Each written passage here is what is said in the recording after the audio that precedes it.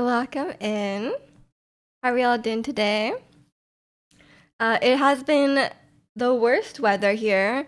I thought we were I thought we were getting into spring. We were having like some days where it was like, like a nice sunny day, like 15 degrees, like light light jacket, even no jacket kind of weather, but now it's like I wake up and I check the temperature and it's like 3 degrees. I'm like, it was not spring. It's still I went back. I retired my winter jacket and then I brought it back like like 3 days later. I was like, okay, never mind. I should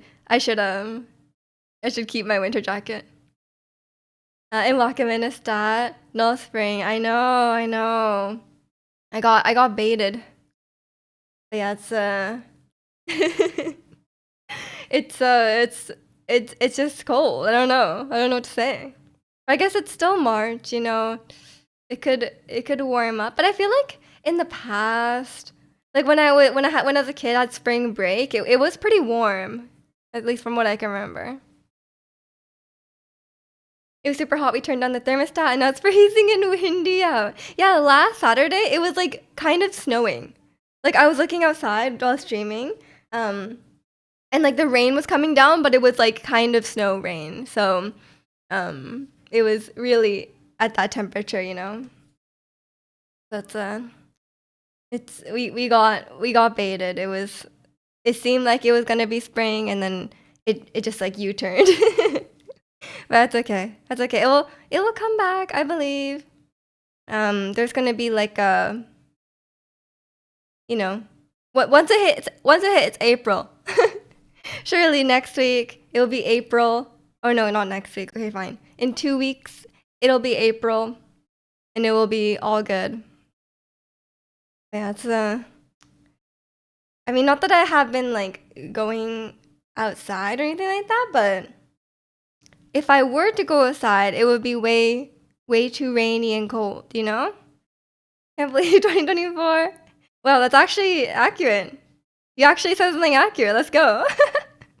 And welcome into Konian. How are you? Yeah, that's a good point. But yeah, it's xenomorph. Is that correct? I don't know. I feel like you're the xenomorph. The X. I have no idea. What have you begun? What were you guys up to this week? Extradition treaty. Wow, we're digging deep here. X accuracy, like the from Pokemon, those little things that look like spark plugs. Do people use those? Actually, I think they use them in speedruns. But I think like normal people don't really use them, right? It's like they only work for like one battle. We're trying to get you out of there, Angel. We're just trying to help. We're trying to rescue you. We're coming to save you. Don't worry. Actually, I don't think that's what an extradition is, right? Extradition is like when someone commits like a crime and then you have to like extradite them. I don't know. Consumables users should see my Baldur's Gate 3 bags full of scrolls and potions and elixirs. I like the scrolls. I think the scrolls are nice because you know me. I never have any spells. Like I always use up all my spells like 3 minutes after long resting, and then I like using stuff like potions and stuff. I don't hoard. I do use them though. I don't hoard them. But some of them I kind of hoard them because like I'm like what do I do with this? Like I don't know what some of the spells do, so I just keep them around. And welcome in, Ratsi. Why shouldn't you trust stairs? Because they're always up to something. Isn't that it? I forget I have scrolls, so I end up using my spell slots anyway. I mean, I use the spell slots first because they're more convenient. And then I run out, and then I use the scrolls. Can you use the scrolls in the battle? I have no idea. I've never tried to use them. Maybe that's why some of them don't get used. Because I only use the ones that are in, like, flying or like, the outside of battle ones. I think it's too hard in the middle of the battle, you know? I don't know where my inventory is in the battle also. I play on controller and then like a lot of things just like I don't know where they are. I don't know I don't know if they exist somewhere or like I still cannot see on Baldur's Gate. I can't see like the approval of my party. I have to like switch to keyboard and mouse to see that. So I don't it might not exist. I don't know. There's some it's very confusing for me. But it's fine. It's fine. I haven't made any Baldur's Gate progress, so I have no updates. I'm still in the city. I haven't played past Astarian's thing. You found a mod that prevents you from targeting the floor with your melee attacks and in the controller. That's good. That's good. It's hard to aim at the people, honestly. And it's hard to find the people. Like, there's sometimes they're like really far away. And you're like, where is the enemy? And then on the controller, you can just do D-pad and it like toggles between the enemies, and then you can find them. But sometimes there's like 30 people in the turn order, and you're like scrolling through all like the friendly people, and then you're like trying to like find the enemies themselves. So sometimes I just give up and I just find the closest person. And then Jack says, you gotta be more strategic in who you're attacking. And I'm like, I can't see the other people, you know? I was like, it's either this or I accidentally target the dead body because those are targetable. You know, like there's two options here. And one of them involves me being like 1% helpful. You thought it was turn-based? It is turn-based. It's just, yeah, I just use magic missile. I have favorite spells and I just only use those. And welcome in liking. Reading well today. You're just blind. Yeah, I'm blind. I can't see. The game is so small. You know, there's like the little guys. They're so small on the screen. How can I see them? Yeah, on Gale, he only ever uses magic missile. And then when I run out of magic missiles, I upcast it. But sometimes I use Eldritch Blast. Sometimes I use that as well. But almost always magic missile. I get in trouble for only using magic missile, but it's so effective. It just like, it never misses and it can go around like corners and stuff. Like it's kind of broken. I don't know. So I only use that, yeah. Good job making sure that dead guy isn't playing death. Yeah! You know, I have a spell called Feign Death. And I'm like always ready to use it. I haven't gotten a chance to use it. I'm like, when we need to like protect someone, I'm like, Jack, it's time. We should feign death. He's like, no, don't feign death. I've never gotten to use it. I think it's good. And welcome in Rizka for doing well today. And welcome in Mashed or Taters. Have you ever played Morrowind? That's like Skyrim, right? I haven't played it. But now that I've played Baldur's Gate, I'm like more open to playing Skyrim, I would say. Because like I watched Istat play Skyrim. And we were both like, I don't think you'll like this game, you know, me. And then, cause like there's a lot of quests and stuff, and I don't like quests. I don't like quests. So like, as long as there's like characters I like, then it's okay. But I don't know, cause like what I like about Baldur's Gate, is I like the companions. Like I like doing like, you know, getting to know the companions and stuff. I think, and I like choosing dialogue options. I think it's fun I like choosing dialogue options, but I don't like walking around. I think it's annoying to walk around in Baldur's Gate. I wish I could like ride a bike or something, like ride a horse. Like yeah, I don't like walking around. In the combat, I have mixed opinions on. Sometimes I think it's kind of fun, but then sometimes I think it's too annoying. You know, I think for me, I had a limit. When there's like more than 5 people in the battle. Like, okay, if it's like me, my team has like 8 people. And then like, if there's another 8 people in the battle, it's a little too long. I don't know. It gets confusing when there's too many enemies. I think my limit is like 3 to 5 enemies. 5 is like quite a bit. They better be weak. Have you considered getting lots of summons to double the fight length? No, I avoid everything that has summons because I don't want to control them. I'm already controlling me, Gale, and Astario, and I don't want extra things. Like if it's like, do you want Mage Hand? I'm like, no. Do you want Spectral Element guy? No. Stay out of it. And I don't like when other people summon it because it adds turns. And then I get confused. I'm like, I think I have to attack the elemental guy. I'm like, is this our friend? Like, is this our guy, or is this like not our guy? So I get confused. We just seem like the person to level 3 magic missile over fireball. Yeah, because fireball hits other people. You should always magic missile. It's always accurate. Morrowind is 3rd and Skyrim is 5th. I'm not good with old games though. That's the thing. Because like I need like quality of life and like accessibility features. So like I think sometimes old games are hard. Skyrim is a cozy game. For you, maybe. I don't know. I think there's a lot in Skyrim that I would have trouble with. Personally. But I know Gwen really likes Skyrim. Doesn't walk IRL, doesn't walk in Baldur's Gate. Yeah. I'm walking in Sergio. Mages in Baldur's Gate can't be so powerful. They can't even summon a bike. I know. Like, can we like ride a dragon or something? Like, come on. Or like at least like Gil can have a little broomstick or something. You know, like why after all this? Like we have like spells like haste spell, but you can't like you don't like walk that fast. So it's like there's no sprinting in the game too, you just run. And I find like the corners are like I find the corners quite difficult to navigate. And like the isometric view can be very confusing sometimes.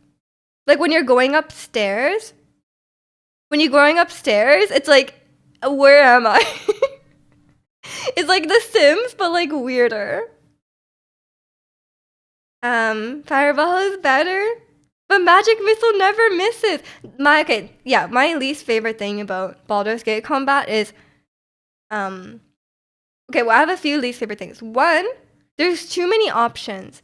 I've been playing on controller, which helps because like I just bind all my favorite things to the first wheel. There's like a wheel of options, and you can like pick from them. I just because firstly I can't walk around on keyboard. I don't know how to do it, but like that and also the UI is a lot more simple on controller. So then like I just bind all my things to the first wheel. But one, I think there's too many options. There's too many mechanics. It's very complex. If it was a bit simplified, it would be easier, I think. And two, I think sometimes it could be very long till your turn. You're like, I sent this short to Zirconium where like this woman was like, she like did her turn. She did her turn on Baldur's Gate, and then she went and like did her dishes. She like washed her laundry. She vacuumed the entire house, and then when she came back, it was finally her turn. And that is accurate. Some fights are so long. And then also number 3 is that I hate when and then you wait that entire time for your turn, and then you miss.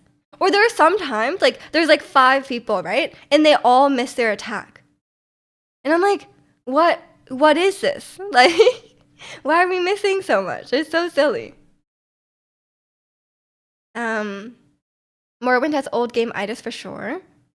Yeah. The main story of Skyrim was pretty meh, but the rest of it is fun. I feel like I'm playing Baldur's Gate mainly for the story, but then when I got to Act 3, the story got like a little too fantasy. Like, I don't know. It was like kind of grounded in the first act. The second act was kind of short, and I didn't really know what's going on. But then like the story is not like grounded anymore. I like the characters. I like Gale and Astarion and Shadowheart. And Will sort of, but I think he's kind of boring.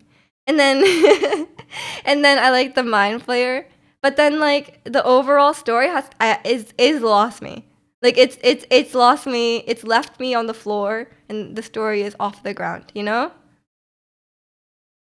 Please use haste on Jack. I try, but it's a melee spell, and he always leaves before I can cast it. But when I do, it's useful. Um, Big fan of leveling up acrobatics just by jumping though. Oh, that's this thing in Baldur's Gate 2, there's acrobatics, but my character is not that good. She's like a bard. So she's not that like strong or athletic. It's like that's not kind of athleticism. Fireball doesn't miss either. It doesn't, but it hits other people, and I'm gonna get in trouble if I hit other people because that's not good. My Gale only has Fireball on the level 3 stars. That's all I need. I don't use Fireball. I like using Firebolt. Mage only uses Magic Missile because she doesn't like waiting and then missing. Yeah, who likes waiting and then missing? You know? Like I told you we have 8 people in your party, and then sometimes Jack summons like this guy named Azur and this guy named Camby, and so that's like 10 people already. I'm waiting for 10 turns, and then it comes back and Gil misses. So it's like I'm not gonna. I'm about and in Magic Missile you can be like you can hit so many people. You know, it's very nice. I think it's the best Gale spell, personally. I don't have that many spells yet. Because I think we're like quite low level. Like we're at the end of the game basically, and we're only level like 6 or 7. So I don't think I even like will get all the spells available to me. So I don't know. But on my bard, oh, I just spam fairy fire. I spam fairy fire, and I had this spell called Hold Person, and I was like, man, that seems like a great spell. And then every single person I tried to hit was like, oh, this is not a person. I'm like, that's a person. They're like, it has to be humanoid. I'm like, that's like at least 80% humanoid, you know? And then they're like, it doesn't count. So like, I couldn't even use it. Like, it was like so useless. And then I finally got a spell called Hold Monster, and now it works on everyone. And I was like, there we go. Like, finally I can use it. Like, I literally did not even get to use Hold Person one time. I thought it was going to be really good, but it wasn't. The general Baldur's Gate 3 story is not that good. Really? I thought it was supposed to be good. But I didn't read much about it because like I don't want to be spoiled, you know? If you like that kind of lore, Divinity 2 is a great game. I actually don't like that kind of lore. I think that's why it's like lost me quite a bit, but I kind of prefer I don't mind like the setting as long as it's like as long as it's a good story, like I'm not too, you know, I'm open. But I don't generally tend to go for like fantasy stories.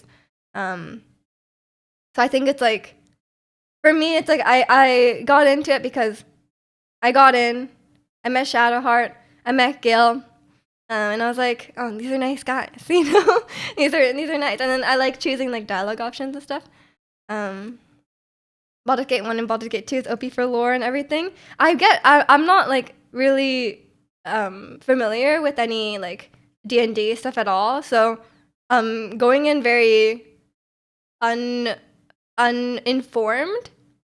So I'm not like it's hard to keep up. It's hard to keep up for sure. Cause like still to this day I'm like, what the hell is the difference between a sorcerer and a wizard? What's the difference? And why is there gnomes and dwarves? Like, what is that? Just don't hit your team. I think I have to with Fairy Fire. But usually they save it, so it's okay.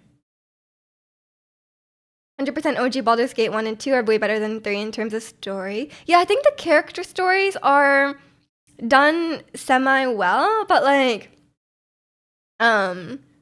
the overall story is feeling a bit like it just like I'm not like connecting with it, you know? But I haven't played Act 3, so I can't really speak to that.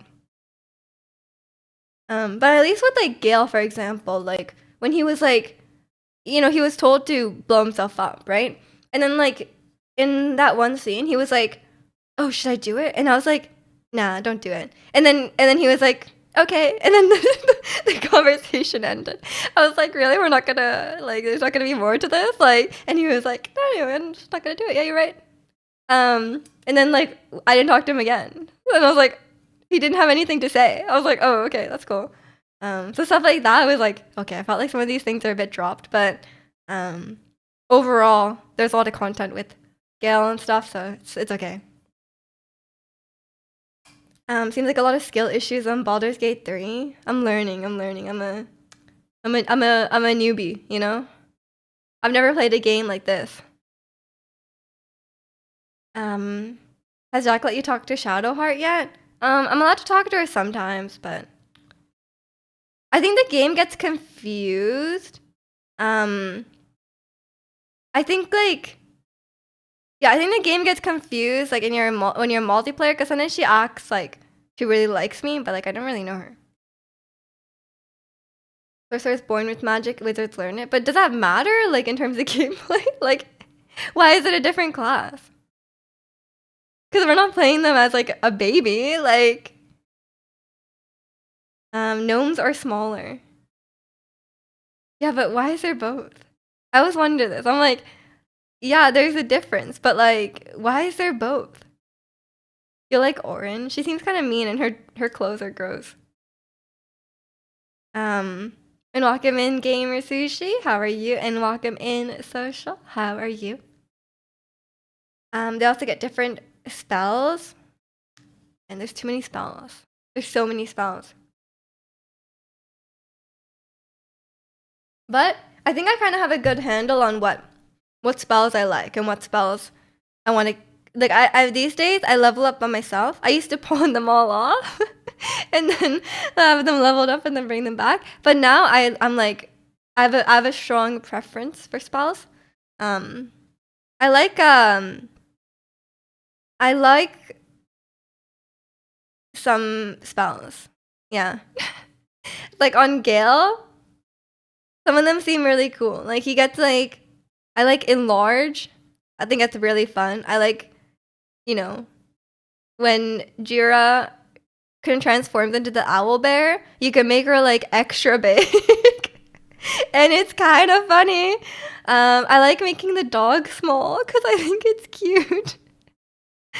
And I like I got him a spell called Blink, and I thought it would be cool, like he would like blink out of existence, but I can't get it to work. And then also there's one where he can like clone himself, and I think that's fun too.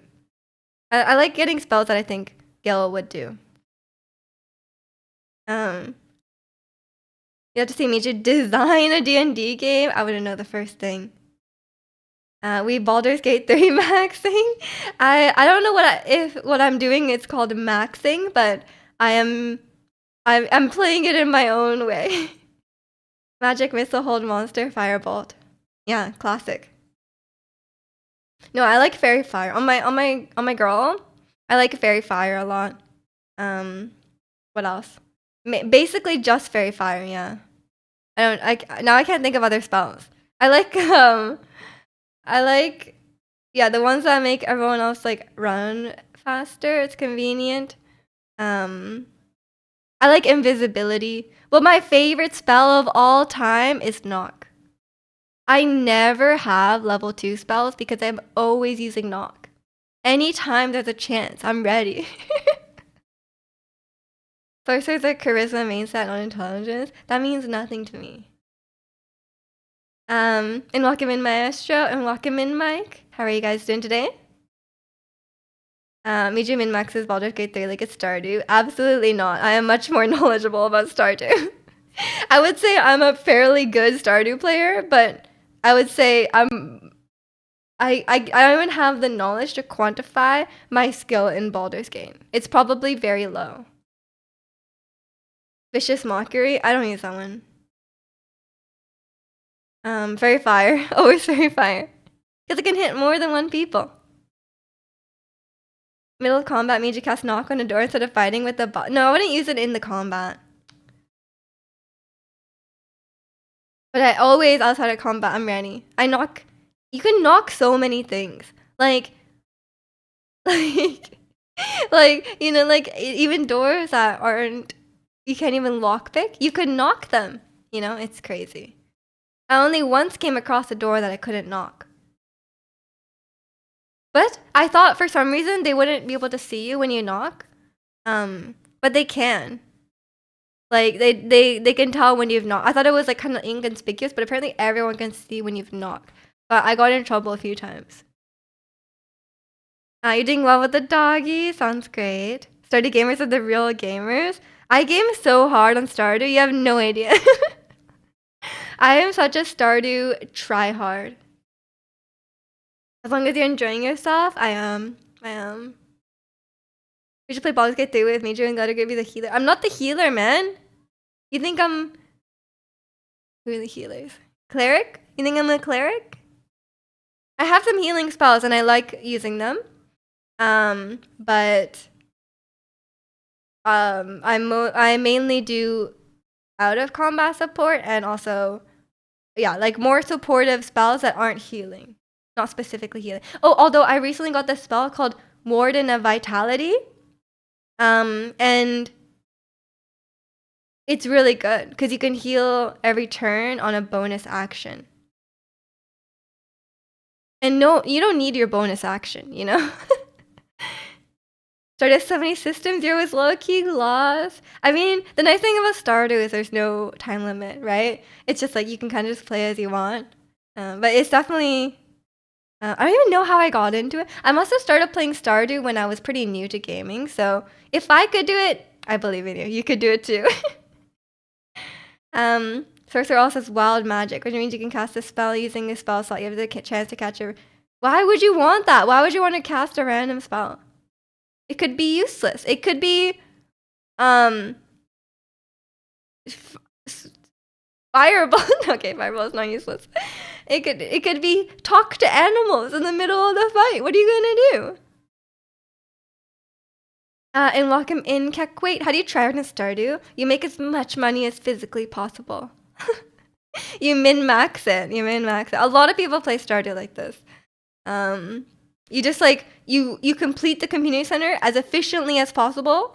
You make as much money as possible. Like you're ready. $1 million. You know, like that's what you do. And then you burn out in year 2 because you're so rich in year 2 that you have nothing left to do. You think she's gonna heal you? You're gonna get knocked up at. That's true. That's true. You might get knocked. Don't know what happens if you knock a person, but something might happen. Me and Zirconium probably have better combat understanding. No. You haven't seen my skills. I actually have some pretty good ideas.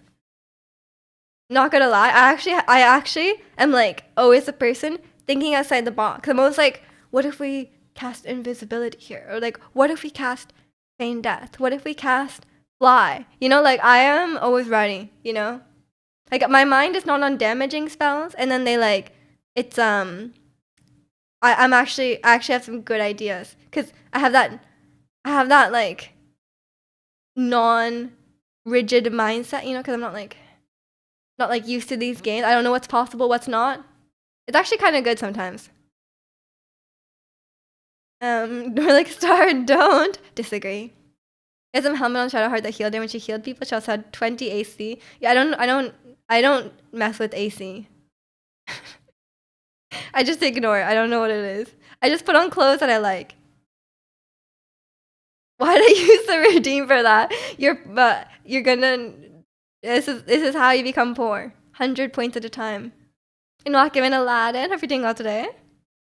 You restarted and went back to Jojo so you can auto-petter? I've been trying. You know you can get auto-petters in Skull Caverns? And I've been trying. Like you could just go to like floor 100, floor 200, 300, etc. To get the treasure floors and then try and get an auto-petter. But I've gotten like garbage. I've gotten this like dark cowboy hat like twice. And I'm like, wow, that's great. Like I really wanted this. Get money. Exactly. You gotta be a rich farmer.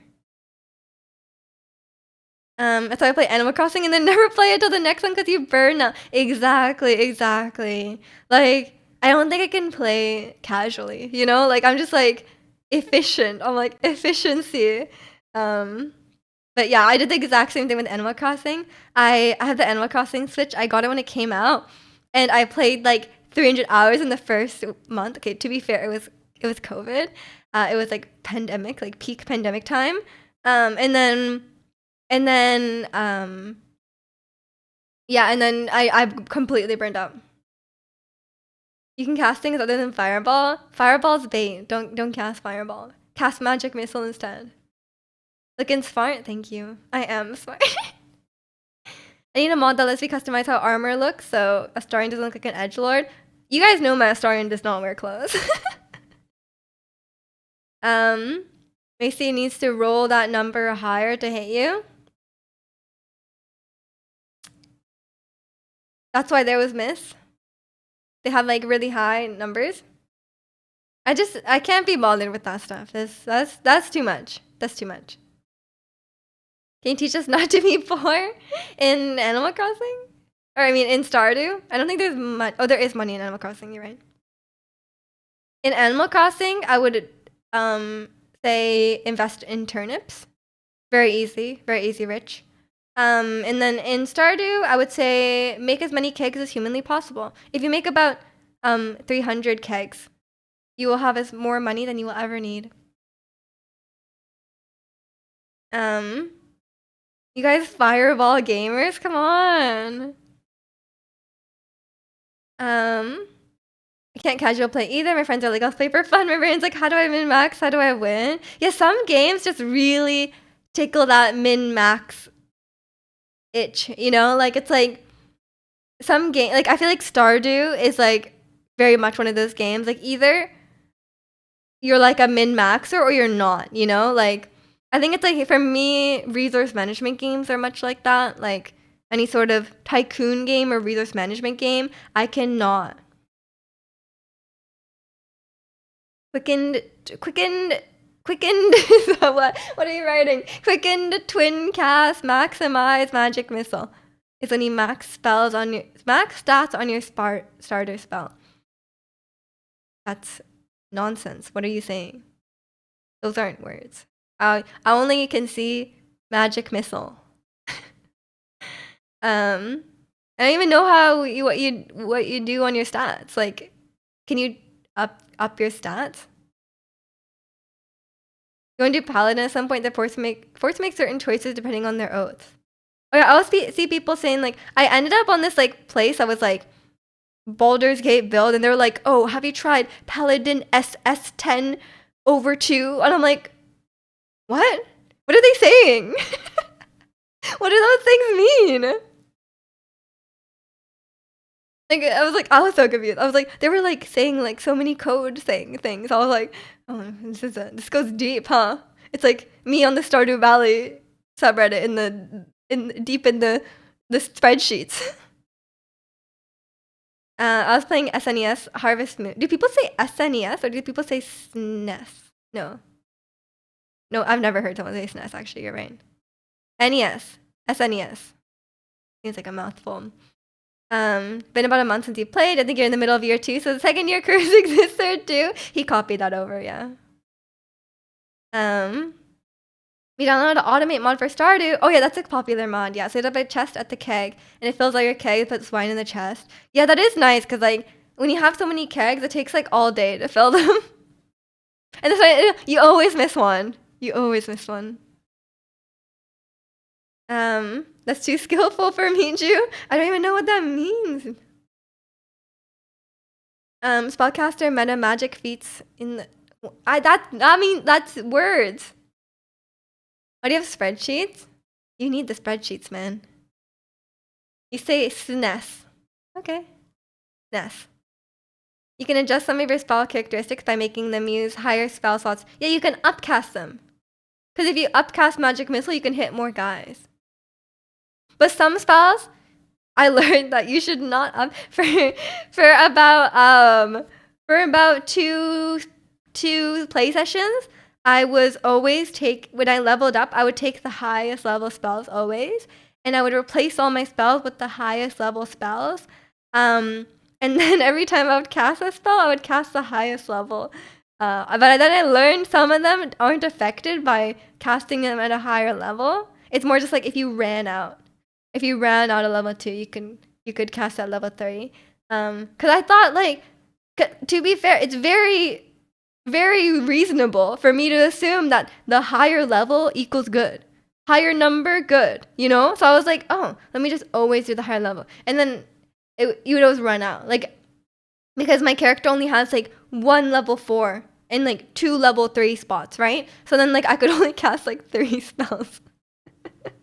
But I figured it out. I was like, oh, you need the lower level ones because you have like a certain allotment. Because like, okay, I've talked about this before, but the way they describe it, spell slot, it's very unintuitive. Because like, if someone says spell slot, I assume it's like this is the amount of spells you can have, right? It's not like the amount of spells you can cast. Because like, what is this slot? Like, am I like, is there spells in the slot and I'm taking them out? Like, what is like, and I'm using it by taking them out and then now they're empty? Like, that's like a really weird, yeah, they should call it like charges or like spell, like, like, so they should call it something that's more intuitive. It makes no sense. That's why I was very confused. You like playing on the Nintendo 64? Yes, Nintendo 64. We do the spreadsheet, guys. Some people just be like that. I'm a math major. Spreadsheet Valley, for real. Actually, no, people have made like GitHub tools. there's some tools that you can like maximize profits and stuff. You don't need a spreadsheet. People have calculated for you. You love hearing that your spreadsheet's a true min-max, so whatever games do you min-max to this extent. Sometimes I go a little bit too hard on Genshin with the calculations. But these days there's like a Genshin optimizer, so you don't need to do the calculations yourself. You can just put it in the optimizer. You don't need to do the math yourself. There's not many games where I will do math for. I've done enough math for a lifetime. Used to run simulations for each Gear of War gear in WoW back when I raided. Oh no. It's perfect. A lot of people worked really hard to give you this gaming experience. Oh no, not the defenders. Doesn't the artificer class use charges? I think you're thinking D&D, right? Because Baldur's Gate doesn't have everything in D&D. It's like very close to D&D, but it's like modified, right? Unless it's in Baldur's Gate and I'm just wrong. I don't think they have that. But they're adding a bunch more, right? Math major, but sometimes can't do mental math. Oh, I'm terrible at mental math. Yeah, it's a bit of a I wouldn't say a burnout. I think I always have phases of, because like Genshin is like a very long running game. I always have phases where I play more, play less. But I haven't been playing much recently. But I think it's also like, the current content. Yeah, Genshin. I've been playing it for 2.5 years now. It's a long time to be playing one game. But there's always new stuff. But sometimes the new stuff doesn't appeal to you, so it's like it depends on the time period, I guess. And welcome in, Sandy. I'm doing good. How about you? Yeah, so that's my Baldur's Gate experience. I'll tell you guys I don't really know how Astarion works. I took control of him just to like talk to him, but like he just like shoots things with his bow, and then he can shoot like so many times. I just keep shooting until he's like can't do anymore. Like I don't really know what his deal is, but he doesn't have a lot of spells, so I'm okay with that. You've been grinding Stardew for a month. I can't wait to finish. You're gonna 100% him. That is a lot. You're looking at Steam backlog wish list and going, I should finish these games and not feeling it. Oh no. I usually don't have too many games on my backlog, personally. I'm pretty picky about what games I play. So I don't really have anything on my backlog. I want to play Split Fiction. But that's not like gonna be too long of a game, I think. And then obviously, Elden Ring, Night Rain. But that's not out yet, so I'll have plenty of time to play Baldur's Gate. You want to use sneak attack? I think we respect him. I think he's a ranger. He's like a ranger. But I think he just shoots his bow a lot. Many times. 100% minus a speed of a video game. Yeah, I was gonna say like completing Jinamacar and fector's challenges. That's not fun. But even the rest of it, like shipping every item, um, cooking every dish, it's a lot. It's a lot. For games, for fiction, it's like, do you know It Takes Two? It's by the same developers of It Takes Two, so it's like a co-op game, and apparently it's even better than It Takes Two.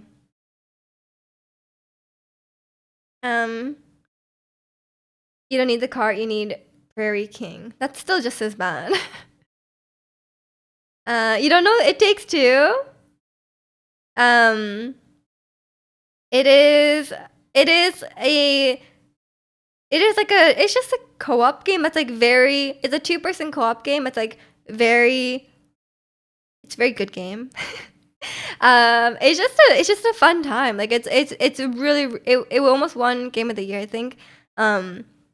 It's like I don't know how to describe it, because like as you go through the game, there's like tons of different mechanics. It's like, think like Mario Odyssey kind of.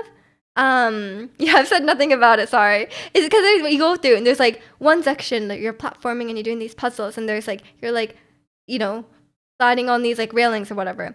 And then the second section, you're like, you might be doing like there might be like a shooting section, and then there might be like a fighting game section, and then it might be like, there's like a ton of different mechanics. So yeah, like kind of like Mario Odyssey, 2-player, but like a very linear story, but it's very, very well done. Now I think I know the other game, It Takes Two. Yeah. It was really well known.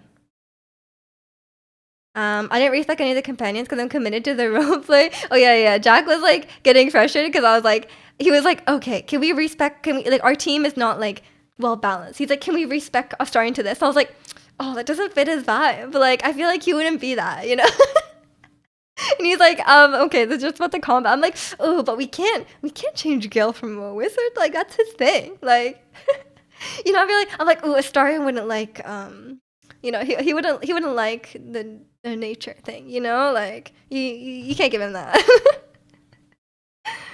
I think it's wrong, Like, I think Archer still fits because he's like a rogue or whatever before, and I think they shoot things, and then the archer also shoots things, and he's like a stealth archer, which I think is similar. I don't know. But then also he goes close to them and bites them. He has a sword too. He just hits stuff. I don't really know what to do with them. I just try and bite when possible, but sometimes he doesn't like biting things. Like, he's like, oh, I can't bite this like zombie, and I'm like, oh, that's fair. The story discriminates against friendless people. It does. You need 2 people to play. Yeah. We're chained to each other. Oh, it's not that one. That's like a rage game. That's called that game is very aptly called Chained Together.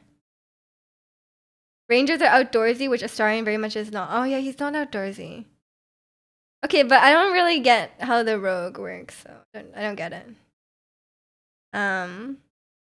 So it's fine.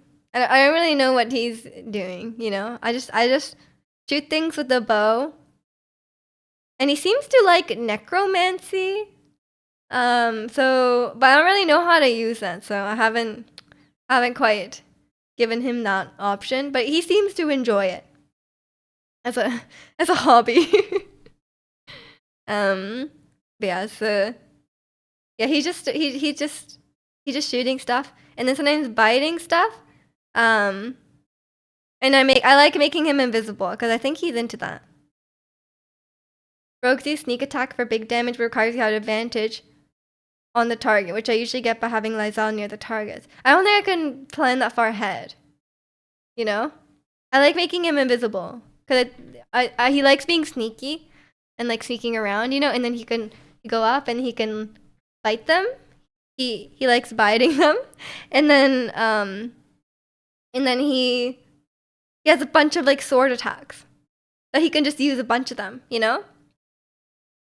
like flourish, hamstring shot, stuff like that, lacerate.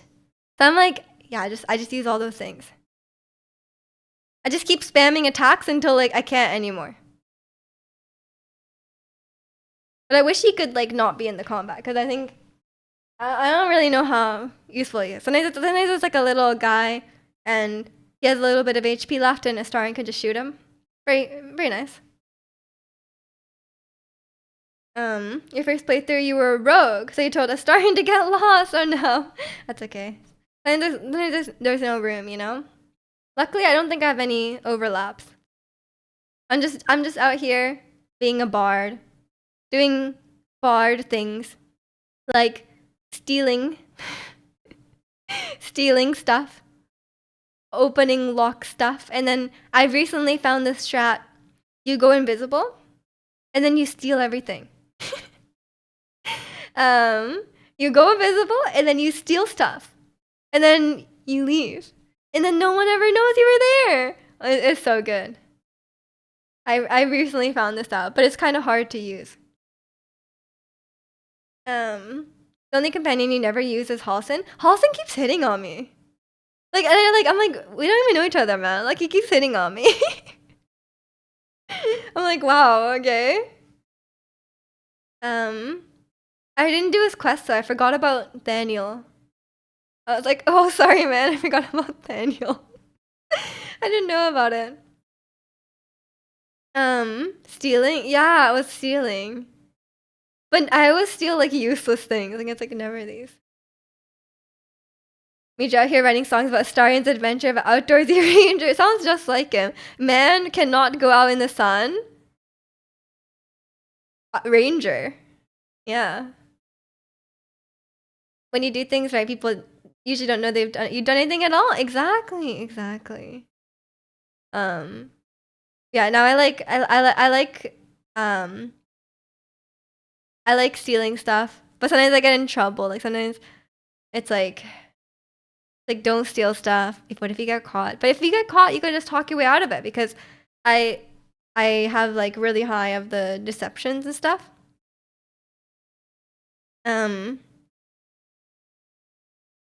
Billy Colston is the last resort romance in case you missed all the earlier ones. There's also the Mind Flayer. The Mind Flayer always hits on me. He's always like, I'm like, oh, like tempting, but I already have Gil. You know, I would never cheat on Gil. But maybe later, maybe in the future, different playthrough. I haven't finished the game, so no spoilers. But I have full trust in Mr. Mind Flayer. Like, that guy is my ride or die. Like, it's a Gil Mind Flayer. Because when he was disguising, I was like, I didn't trust him. I was like, who is this person? You're very suspicious. I don't trust you. But as soon as he opened up to me, I was like, I trust you. I trust you. Are there any punishment for stealing in Japan? In America, it's 10 years in jail. It probably depends what you steal, man. It probably depends what you steal. Of course there's punishment for stealing. It's a crime. Obviously, you take from the rich and give to the poor, Robin Hood style. I don't think you can give stuff. I'm poor, man. I only ever have like $400, you know? Like, I'm pretty poor. I need the stuff, you know? The stuff I steal is usually pretty useless, though. It's like a cup or something. Yeah, I haven't tried pickpocketing. I'm not sure how to do it. Rogues are literally the stealing class. I've stolen the stealing role from Astarion.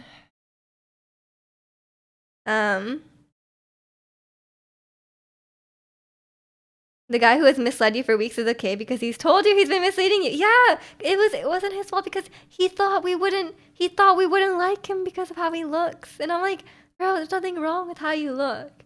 You might have tentacles for a mouth, but like there's nothing wrong with that, man. Like pickpocket is around one Hatsune Miku. No. That's 10 years in prison for sure. The trick with that, when you steal from the rich, you make them poor, and then you steal from the poor, you make them rich. You have to start all over. It's a delicate balance. Yeah, it's a delicate balance. Did he give you the option to use the bugs version too? What? Okay, yeah, I haven't used the tadpoles because I thought it would be too hard because I'm already I'm already like annoyed at leveling up. I don't want to level up like a separate ability, so I haven't used it. I don't know if that affects my story. But he kind of acts like I've been using it. I don't know. Um, Sometimes there's like a lot of inconsistency in dialogues. Like it'll be like it will act like you've done something or haven't done something. And it'll be like inconsistent with what you've done in the past. But I guess a lot of times it's like a kind of like a bug or like a oversight. Even biased against the evil brain eating monster this whole time. He's not evil. He's not like the other mind flayers. He's different. He's different. He's nice. He respects autonomy. Cause I told him, man, I'm not eating this weird white bug. And he was like, okay, that's your decision. He said, that's your decision. I'm disappointed, but that's your decision. So, and he still hit on me. I didn't do it. And he was like, you interested? And I was like, oh, sorry, man. I got Gail. And he was like, okay, but you should think about it. You should think about it. And I was like, okay, fine. Got one bug today where Carla commented on the opposite option from what I picked. Yeah. I've been getting so many bugs. The game, especially in Act 3, has been super buggy. And I know some people do like, there's like a honor mode in Baldur's Gate where it's like permadeath. But there's like a lot of bugs where like you're standing on a platform or something, you're standing on an elevator and then you fall, and you die. And like that will kill your entire run. Like you could be like 10 hours into your permadeath run and there's like a bug in it and it completely ends your file. And I'm like, oh, that's not great. And Wakamindy, K-pop and yapping is your favorite? Of course, of course. Our two favorite things. He said yes to the bug and then Shadowheart became uglier. You gave Shadowheart, you made Shadowheart into a mind flayer? She was like, I can't believe X made that decision when I specifically chose the opposite. I've had a lot of instances of characters knowing things they shouldn't.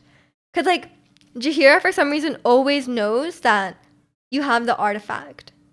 And you're like, oh, like I didn't tell you about this. And then Astarion kept flipping back and forth about knowing, like he has this writing on his back and he doesn't know what it is. But then he was like, oh, because of the writing on my back, like I know about this. I'm like, no, you don't.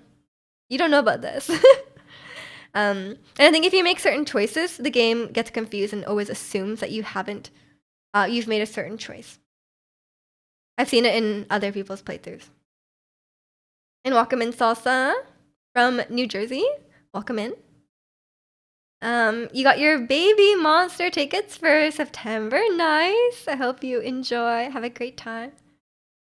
It made us more powerful. I haven't been eating the bugs. I'm sorry. I just think it's too gross. I don't know. That's the one thing. I was saying this in Istad's stream on Wednesday or Thursday. But there's a lot of like I don't know. I got really grossed out. Like the game is pretty gross, is what I'm saying. Did you not see the artifact when he got tested by the little mind flayer parasite in Last Light Inn? I don't think so. She never said anything.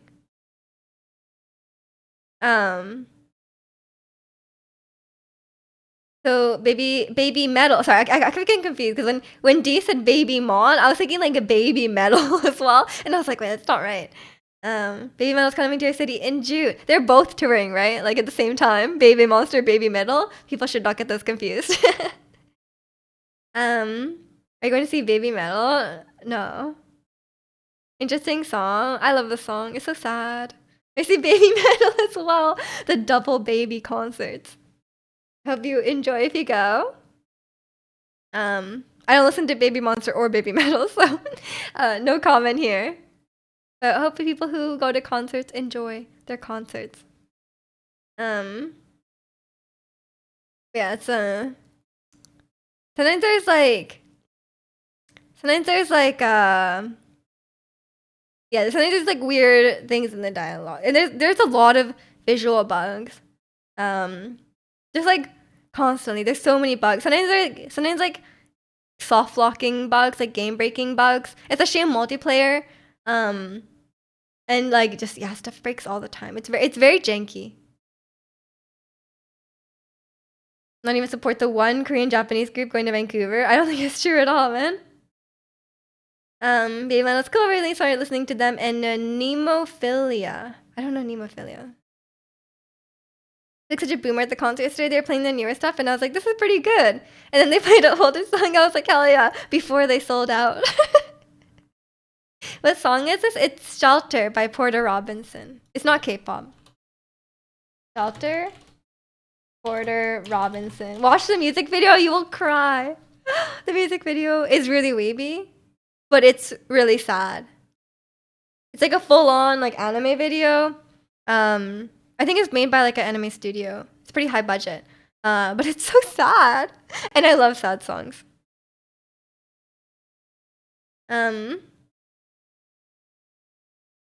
You know, 2 baby metal songs, so you're excited to get more D-Gen.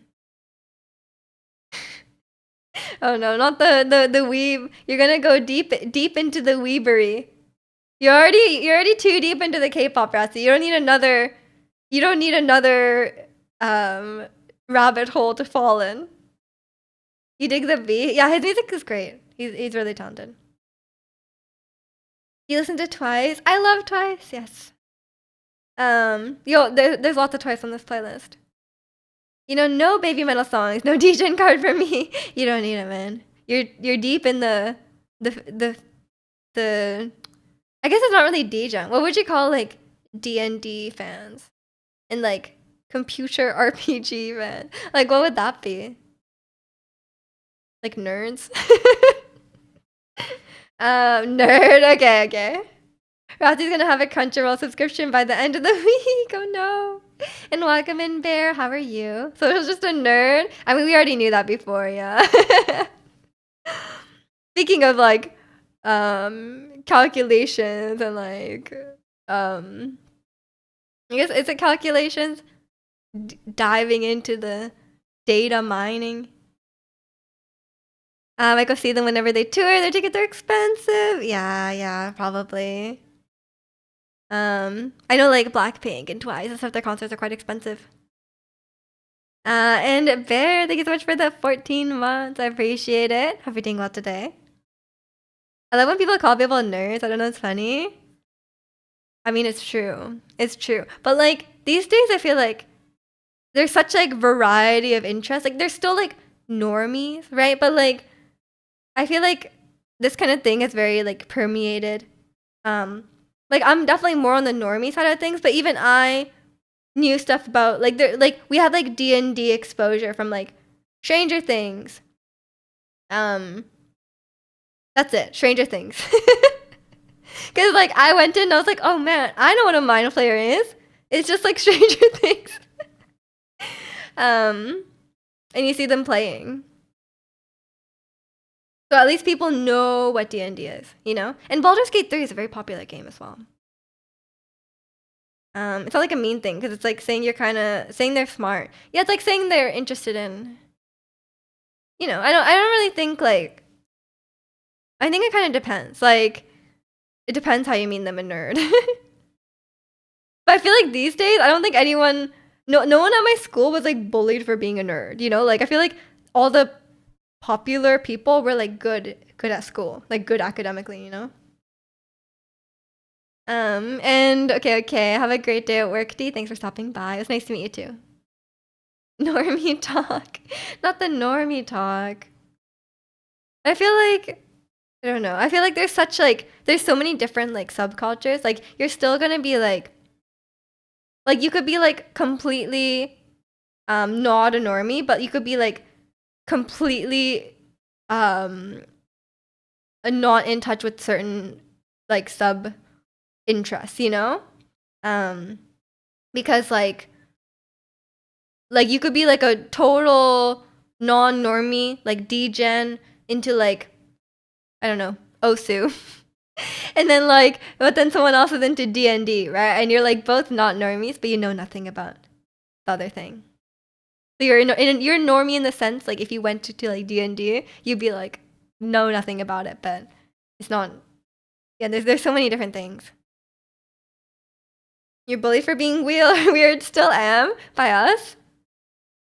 You're bullied for watching weeb stuff back in high school. Not everyone is watching weeb stuff. True, true. These days, anime is pretty popular.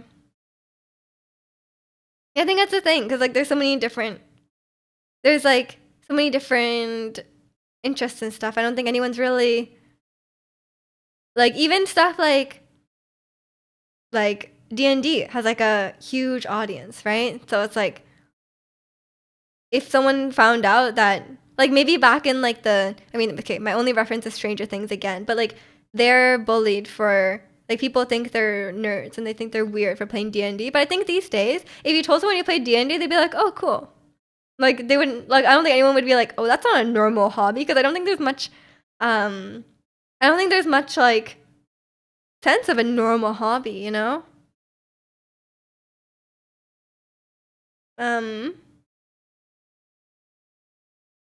Other people bully me to just relatiates. Relatiates? What is that? What? Zirconians bullying by bullying me for my healthy love of K-pop. Healthy. Retaliates? What do you mean by retaliate in the sense?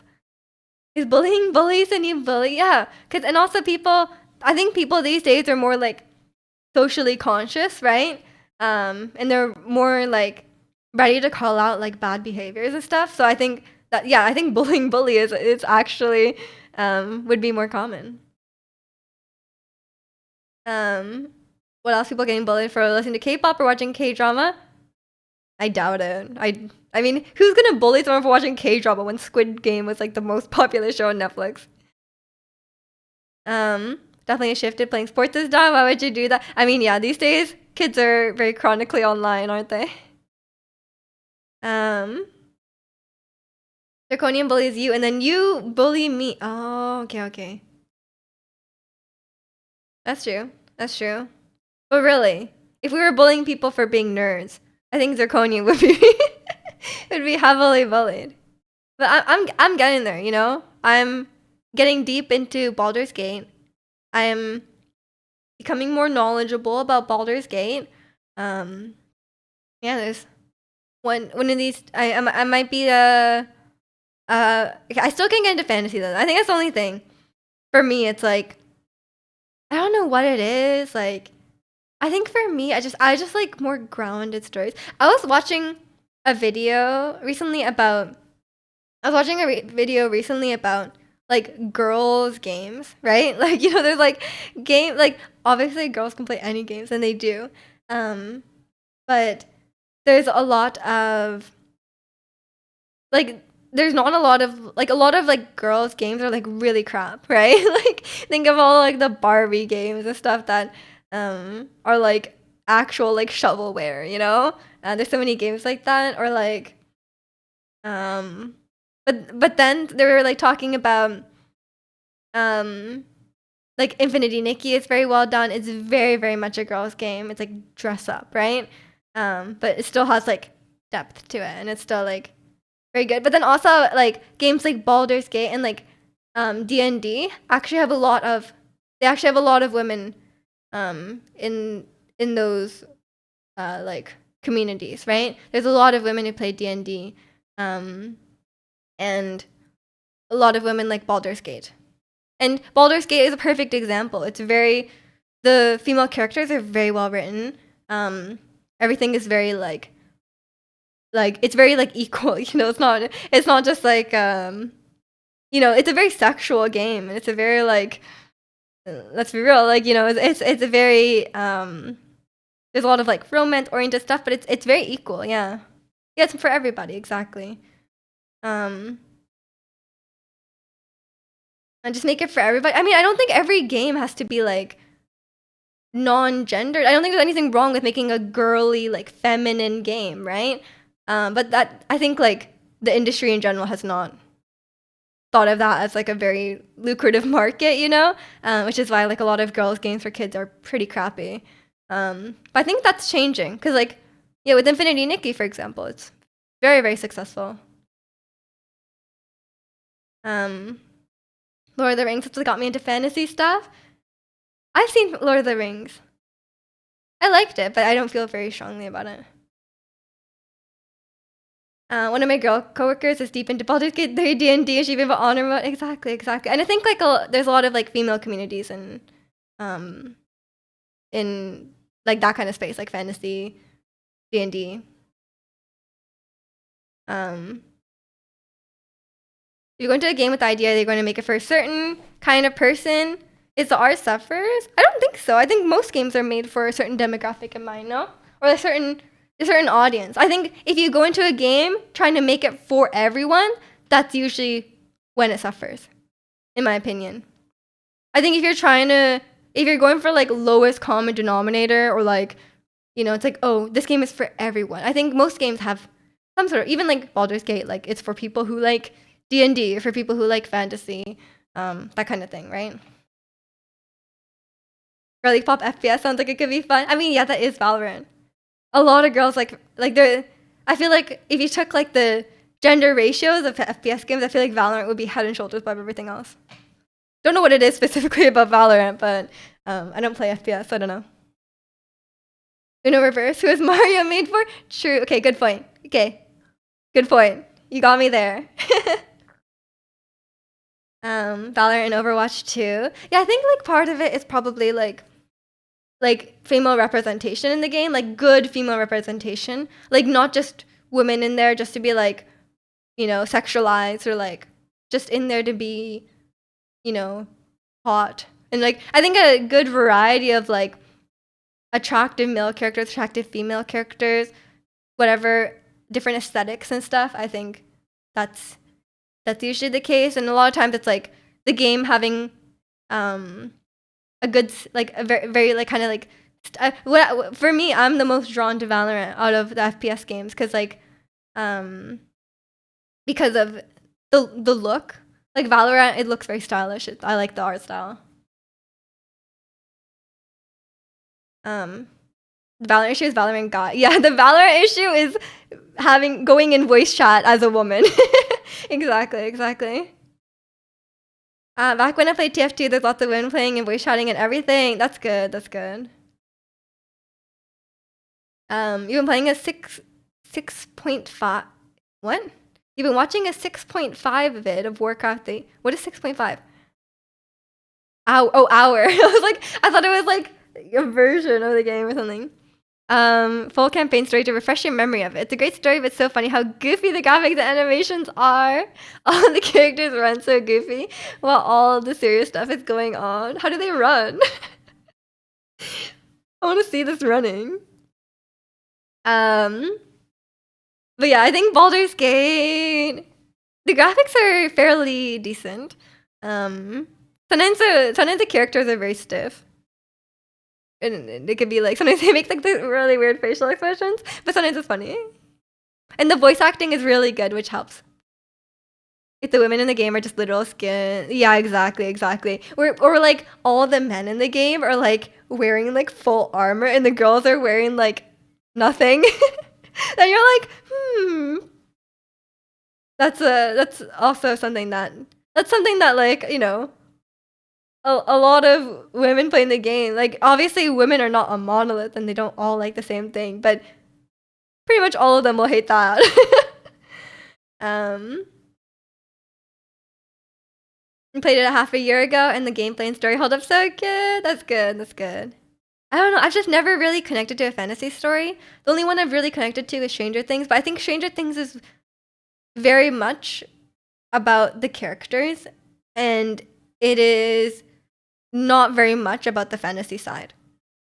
But for me, I think all stories, I prefer that. I'm not a big plot person. Like I want the plot to be good.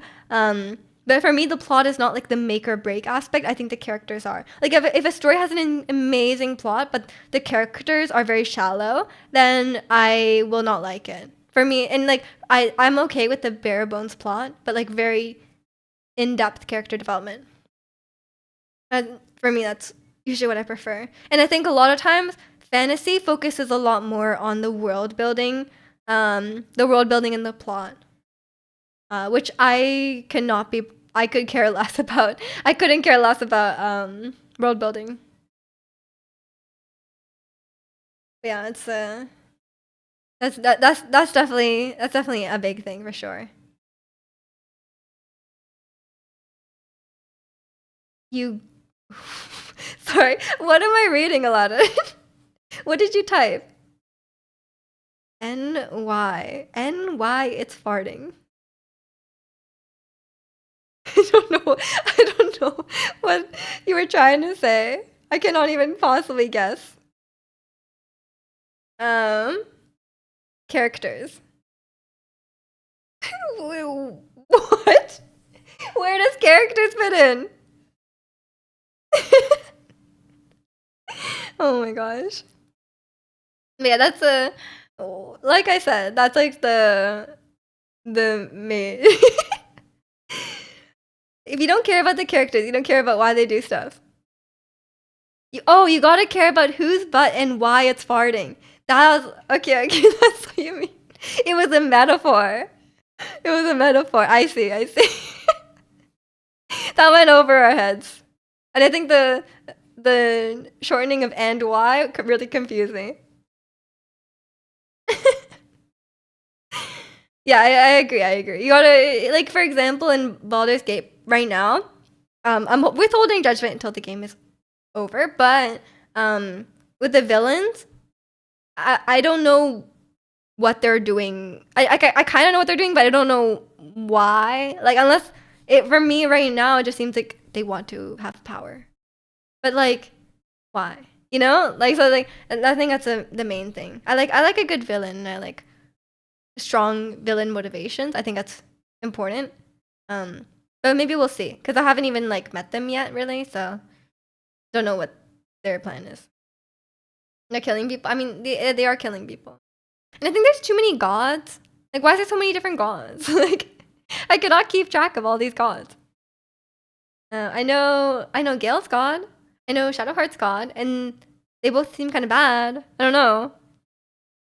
Um, but yeah, like I said, I was speaking about this on Istat Straight, but for me, I I am not bothered by gore in like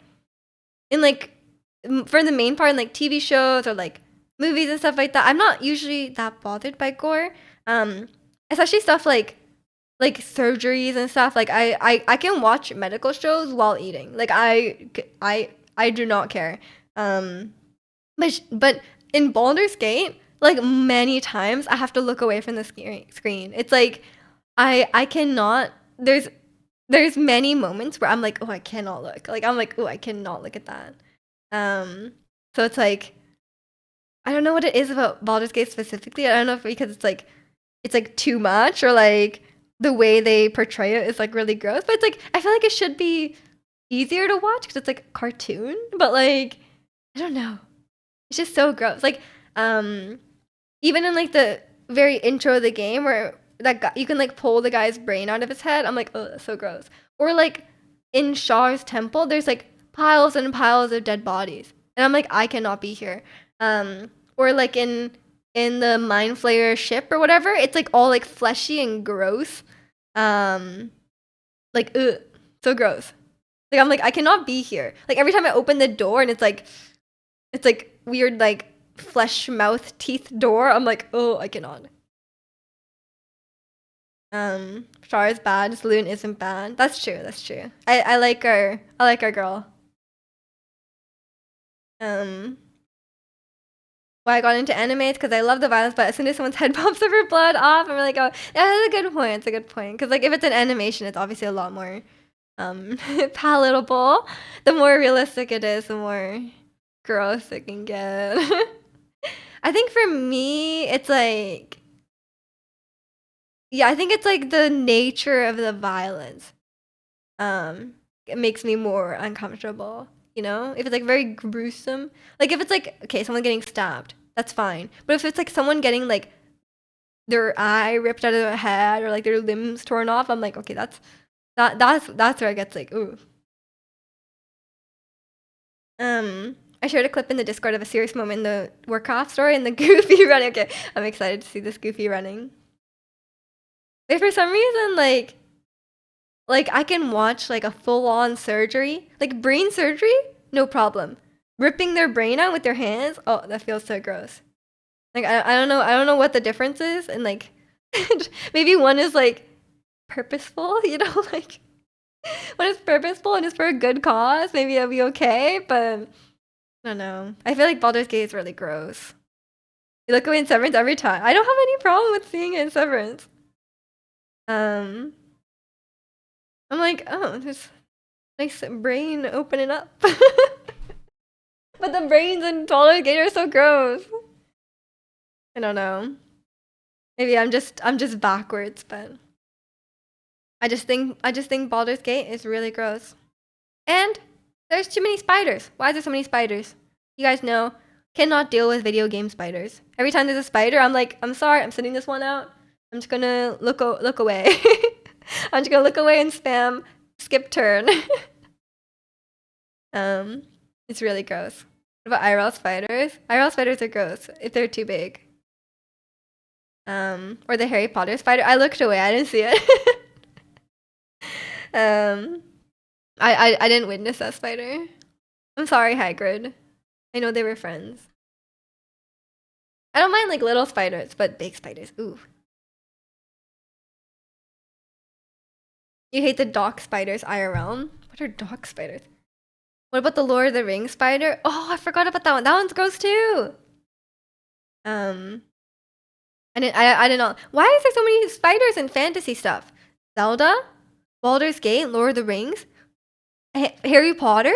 Why is there so many spiders? Like, you have all the fantasy things in the in you could think of, but you go for spiders. Like, why are you going for a real thing? You have hippogriffs, but spiders. Why not something else? They live at docks, like by the water. I mean, all spiders are kind of gross. I don't like any of them. The bigger they are, the worse it is. Because spiders are scary. I mean, that's true, yeah. But why? I feel like they could come up with something worse, you know? Little jumping spiders are actually kind of cute. No. The natural human tendency to go, you know, spiders, what if they're 5 meters tall? I'm glad there has been a lack of spiders in Severance. I'll snap a pic for you. Okay. Yeah, post it in the Discord. We should have a spider channel in the Discord. I don't live at my mom's house anymore. So when I lived at home, there were so many spiders. But now I live in a high rise, no spiders. So I wouldn't be able to populate the spider channel very well. Oh yeah, speaking of women and games, I was on YouTube recently, and I ended up, I think, on the wrong part of YouTube somehow. And I was watching a video about there's a new Naughty Dog game coming out, who are like the people who made Last of Us and Uncharted. There's a new Naughty Dog game coming out, and apparently, some people are very, very mad about this new game because they showed in the trailer the protagonist. The protagonist is a woman. Already bad start. And the woman is not white, and she has a shaved head. And then so subset of people are mad that they think some people are really like some people are like they think like if the protagonist is not a white man, it's woke. You know, like they're like, oh, girl exists in my game? Too woke. Like, what? There's like a million games. Like literally every other Naughty Dog game has like a white man protagonist, like Nathan Drake, Joel. Like they have one game.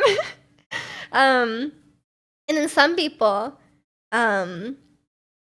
people are upset that they don't find this woman attractive. They're like, there's a woman in my game and I don't find her attractive. This is unacceptable, you know? I don't know. He's like so weird. And welcome in protagonist, it's super dumb. I know. Yeah, the chuds, yeah, they're all out there. I don't know if they're even people or bots. Yeah, there's probably some bots for sure, but I think there's a small subset of people that are upset about this. Because like most people like don't care. I think there's just like a very small subset of people that are like very upset. It's like really the Last of Us fans. There's like some portion of them are really weird. I think they get really mad because like Neil Druckmann is very progressive and he makes the effort to include like, you know, women, well, women, or like LGBT people or like, you know, stuff like that. And I think maybe that's why the people who react very strongly to that are like tend to be in the Last of Us fandom, but it's like weird. Everything that's on a white male protagonist is woke. I know, it's so, and it makes like zero sense, right? Because it's like, what, like, what does that even mean? Like, you know, because like white men exist and women exist, so it's like, why would it? Like, I cannot understand where they're coming from with that, you know? I really don't get it. Even enough people IRL to sound like bots. True. I don't know where you get your news, but it sounds hilarious. I just ended up on the wrong part of YouTube for some reason, and I was watching this guy's video, and he started like getting really mad about like how she's ruining the aesthetic of the game. I was like, what? He was like, Neil Druckmann is pushing his woke agenda, and these days the games are too woke, and she's ruining the aesthetic. I was like, what? I was like, what am I watching? Where did I end up? I just wanted to see news about the new Last of Us, like the new Naughty Dog game. She's looking fine. Yeah, she wasn't even unattractive. Like I was like, because they're just upset because she's not like stereotypically feminine, you know? They have a very narrow view of what they think women should be, you know? But there's also some subset of people who were upset at the casting of, I think it's like this probably the same subset of people who are upset at the casting of Ellie in the show because they thought she wasn't attractive enough. But I'm like, you know, the character is 14. Like, I don't think attractiveness should be a factor in this. And why would you? Why say it out loud? What, like, extra weird.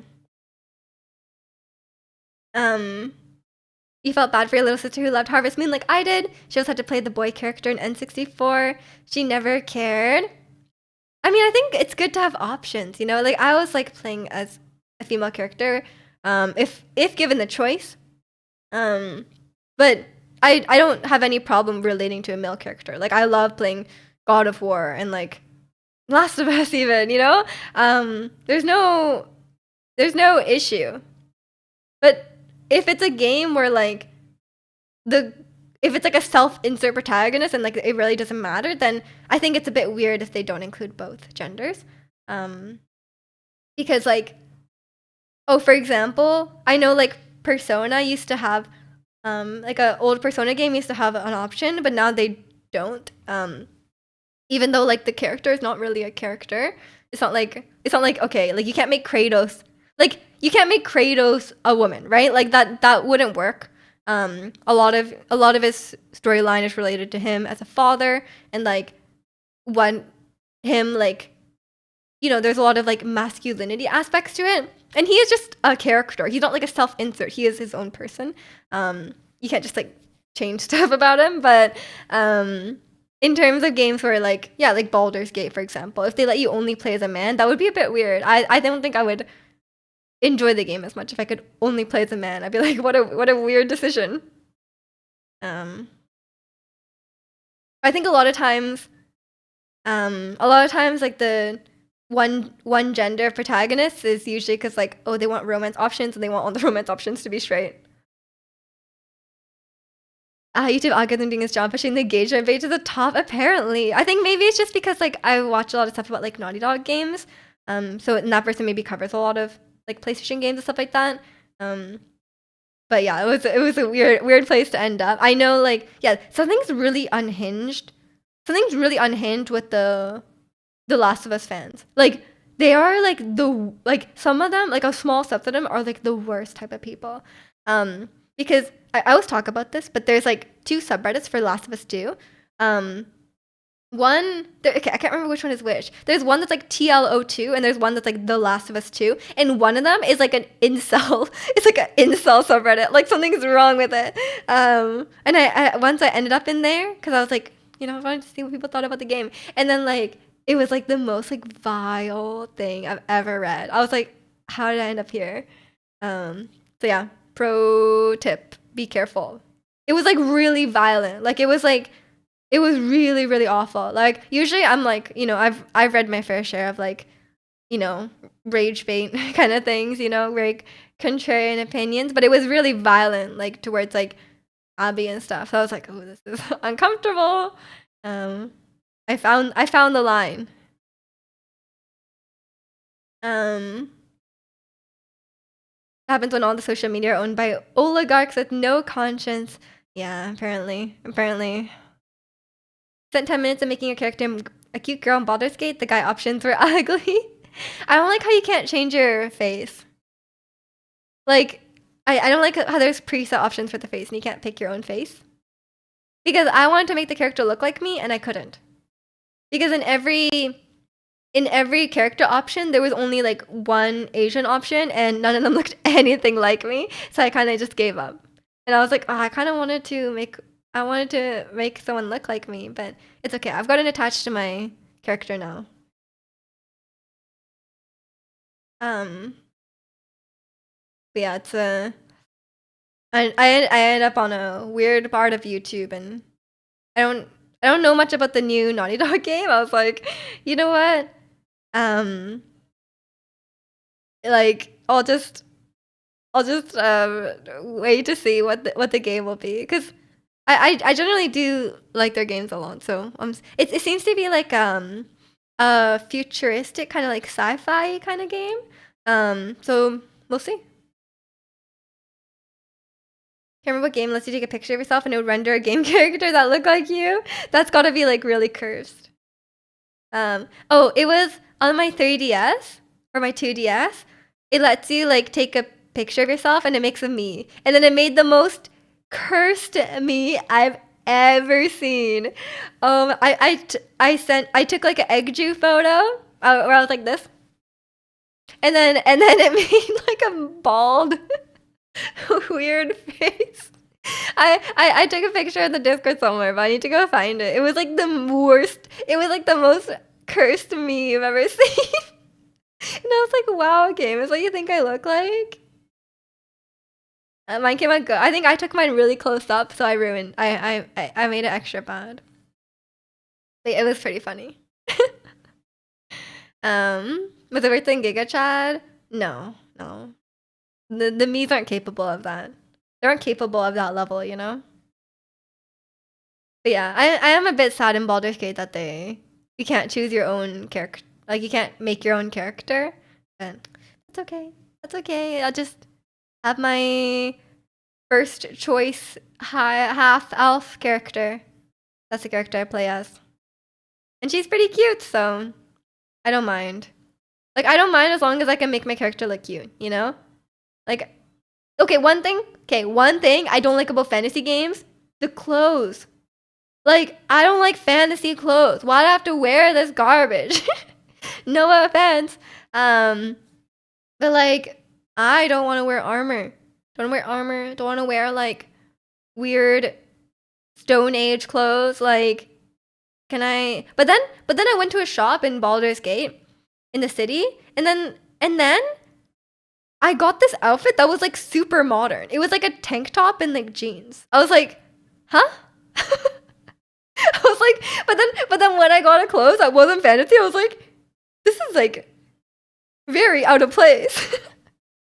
So yeah, I didn't like that. Girl problem. For real. I just want to look cute and fashionable. I was making female characters in fantasy games because they get prettier cosmetic than male characters. Yeah, I heard that was that's a big factor. That's why it's good to have both male and female options, right? Because like a lot of people, like, it's not even so like girls can play as girls. It's like some guys would prefer to play a girl character, and some girls would prefer to play a guy. Like, just give options. Come on. Like me just playing Baldur's Gate 3 would frustrate me. Spends money on things that aren't needed. I don't buy anything, man. I just buy clothes.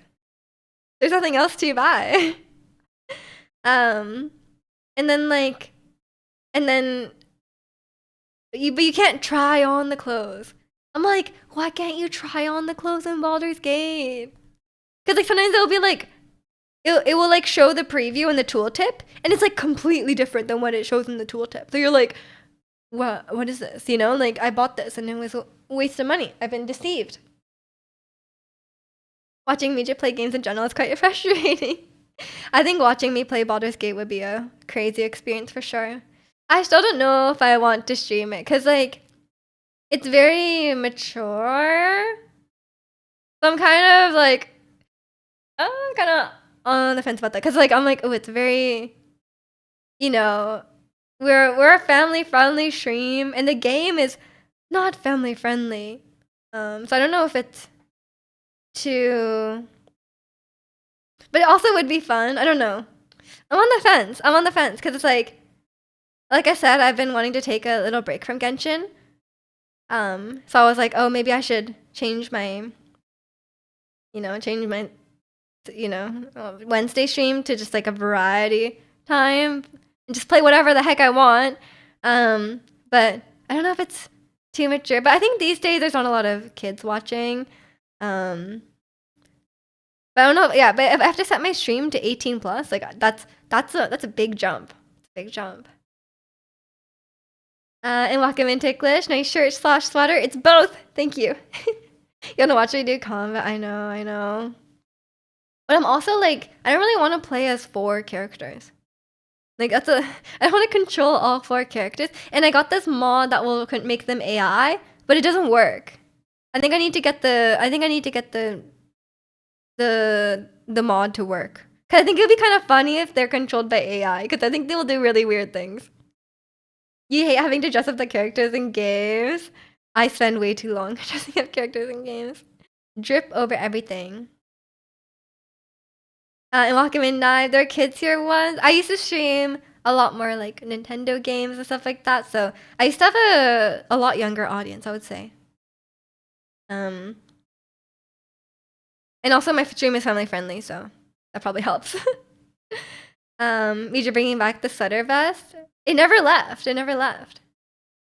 You could do the Wednesday stream as a VTuber thing you posted. Oh god, not the VTuber thing. But I have streamed more mature games before. We have streamed like Until Dawn and stuff like that. But I think like I had this like a command for it. What was it? Something like mature? Yeah, exactly. Where it's like the game is not like the game is not the game is not family friendly, but like I would want chat to be like mature about it. You know what I mean? Like I don't know, it's kind of like a bit of an oxymoron because like it's like family friendly. Like the stream like family friendly and mature is like kind of like a bit of a sounds a bit like an oxymoron. But at the same time it's like I've always had the what am I trying to say? I've always had like the mindset or like the principle. That's not really the right word, but you know what I mean. It's like where it's like I don't think certain topics are off limits. Like for example, like we're a PG-13 stream. I don't think it's like off limits to talk about like sex or like sexualization of things in games or whatever, stuff like that. I don't think that's necessarily like it's not necessarily a bad topic. Or like it's PG-13, right? So it's like I don't think it's necessarily a bad topic, but I think it's just the way you discuss it. Like I think it's like I'm not I wouldn't want like people making like crude jokes or like really vulgar jokes or like comments towards me. Obviously not comments towards me, but like, that kind of thing. But I don't think the topic itself is inherently inappropriate. You know what I mean? We just so much drip, they call her water. Thank you. Resident Evil 7? Am I gonna play Resident Evil 7?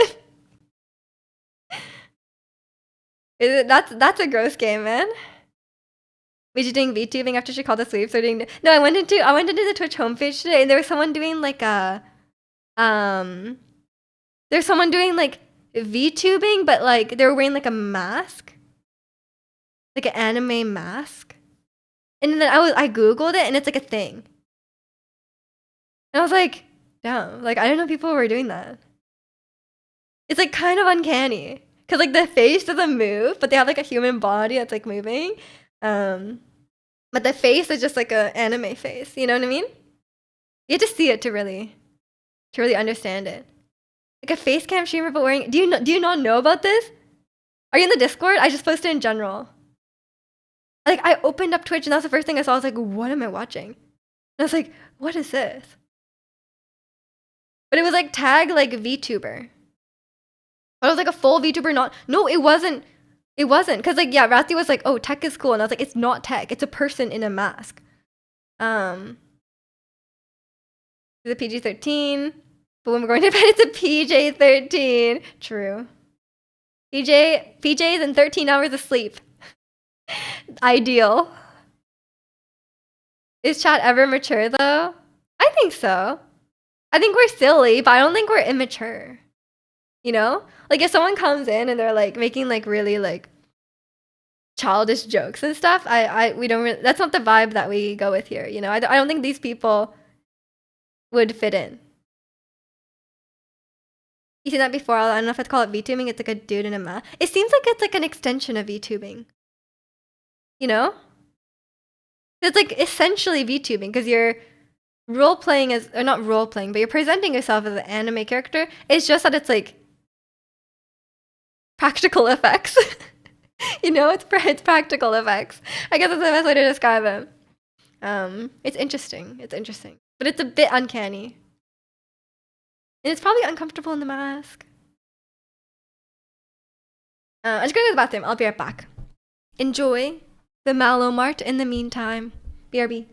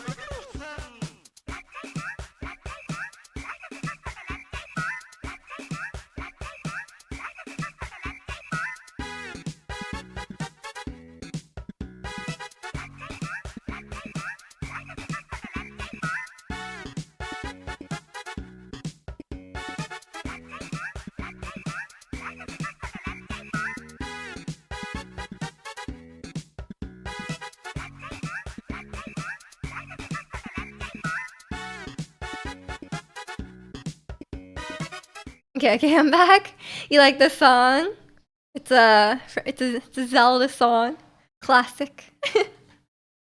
But yeah, I'm still on the fence about streaming Baldur's Gate because I do think it would be really fun. But I guess we could see how it goes. Because I was also like, I'm also a bit hesitant sometimes to stream that games that are very story heavy because like I like talking to chat. I like yapping. As you guys know, I like yapping quite a bit. And sometimes if the characters are yapping too much, it's like, oh, I can't yap at the same time the characters are yapping. And Gil's a bit of a yapper.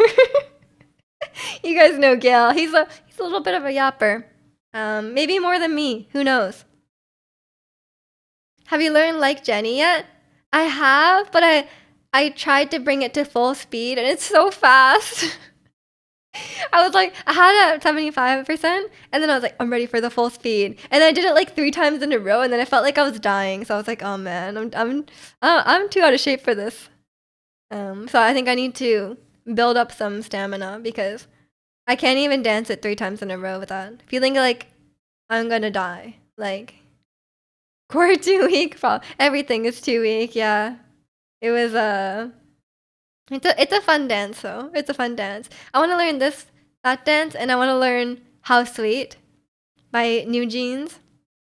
So that's my plan currently. I'm trying to dance like once a week so I can get some cardio in because yeah, I like I said, I can't even dance 3 times in a row, so I have terrible cardio. Your friend called your core weak while you were rock climbing.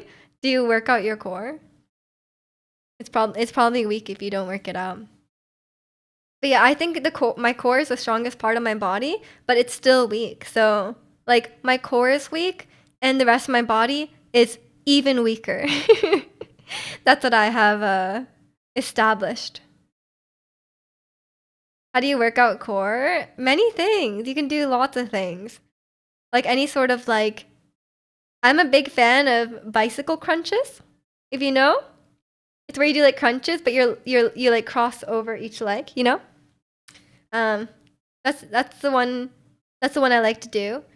There's also the Pilates rollback, is what I've been practicing. It's very difficult. Your core is well padded. You need that insulation. Like I honestly, I do kind of agree with that. Like I think some insulation is not a bad thing because I've always said that ever since I started Pilates, I replaced some of my fat with muscle, right? And now I'm cold all the time. Cause I'm just always cold. So it's like, cause I was like pretty skinny to start with, but it was like I was like skinny fat, right? But now I have like a bit more muscle. It's like I'm just cold. So I'm like, it's not a fun time. Um, just overweight people are smart, yeah. Because I mean, but then you're probably too hot in the summer, no? Headline: Women cold. All women, or just one woman?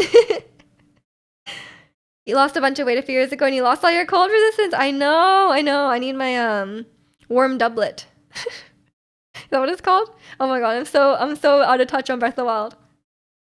Then just get fat again and again. I never was in Wakavingio.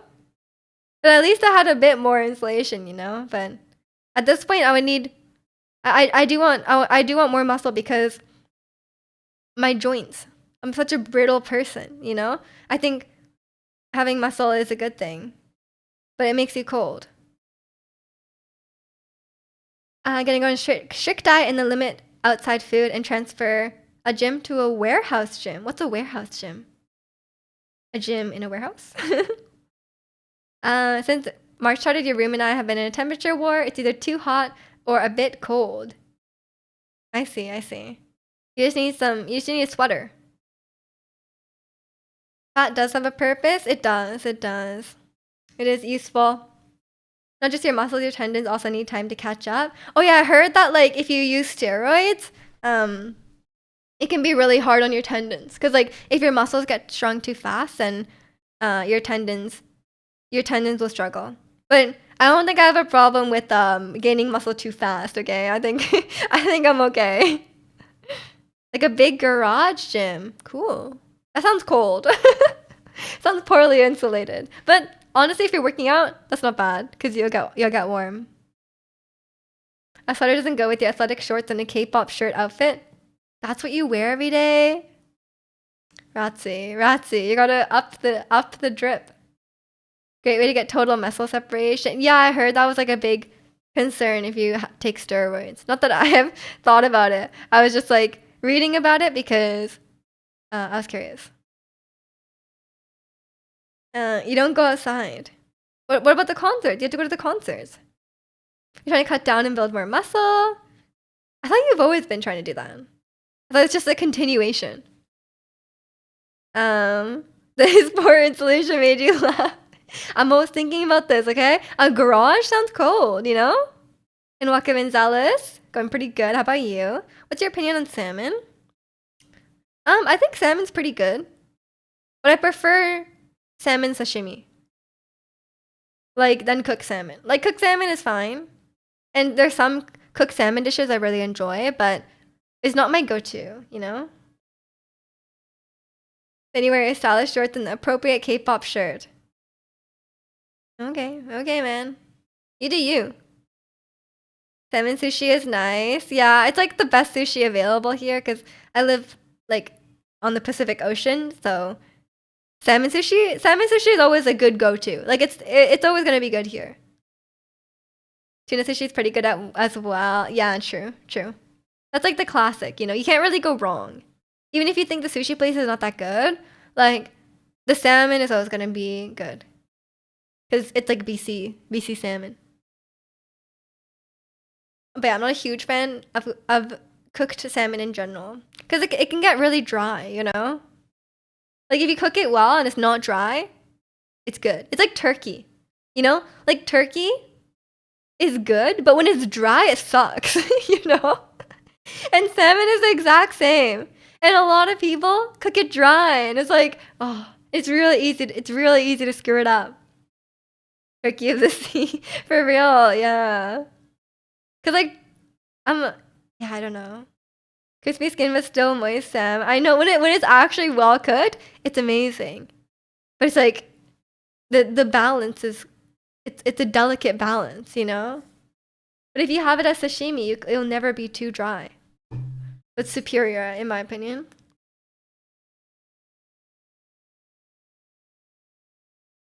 But yeah, it's yeah, I'm not a huge cooked fish enjoyer. Yeah, sorry, I got like completely off topic, but yeah, I was thinking of changing my Wednesday stream to a more like a variety stream. We could go back to Genshin sometimes if there's like something I want to play, but I don't know, cause like I think Baldur's Gate would be really fun because I'm really into it these days, and I know they're releasing some patch, but I don't know what else I would play, you know? But I guess I could play a lot of things. Sashimi used to be something I didn't like, but now I like eating it a lot. I guess your taste buds have changed a lot over the years. I think, yeah, for a lot of people who didn't grow up with it, like, obviously I'm Japanese, so, like, was born into it. But for a lot of people, it's like the idea of uncooked fish, like raw fish, is a bit alarming. But at least here in Vancouver, it's like sushi is so common. It's like on the same level as like pizza restaurants. You know what I mean?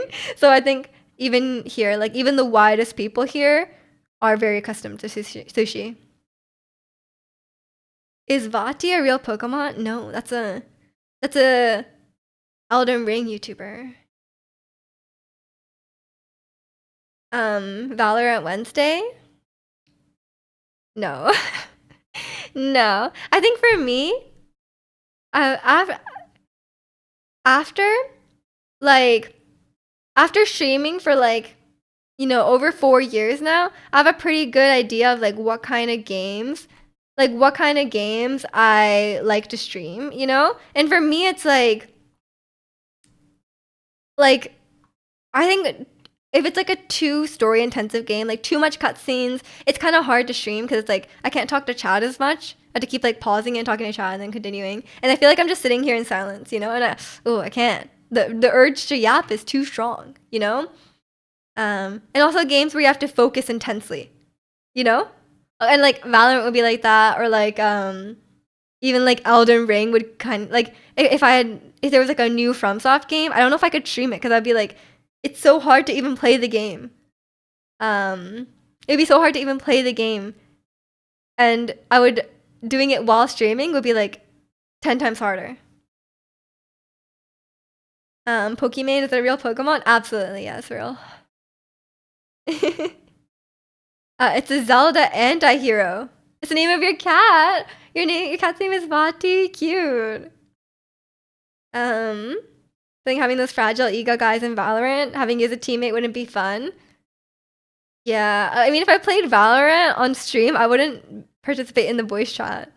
I want like random people being able to talk on my stream, you know, because I'm like responsible for what they say. So I would not be in voice chat. Even if I played it off stream on my own, I would not be on voice chat. I'd have no desire to enter a voice chat with random strangers, you know? The trick is to not do it while streaming. You talk while someone else plays for you. I cheat. I pretend I'm playing. I'm like, wow, I'm a world-class player. Perfect.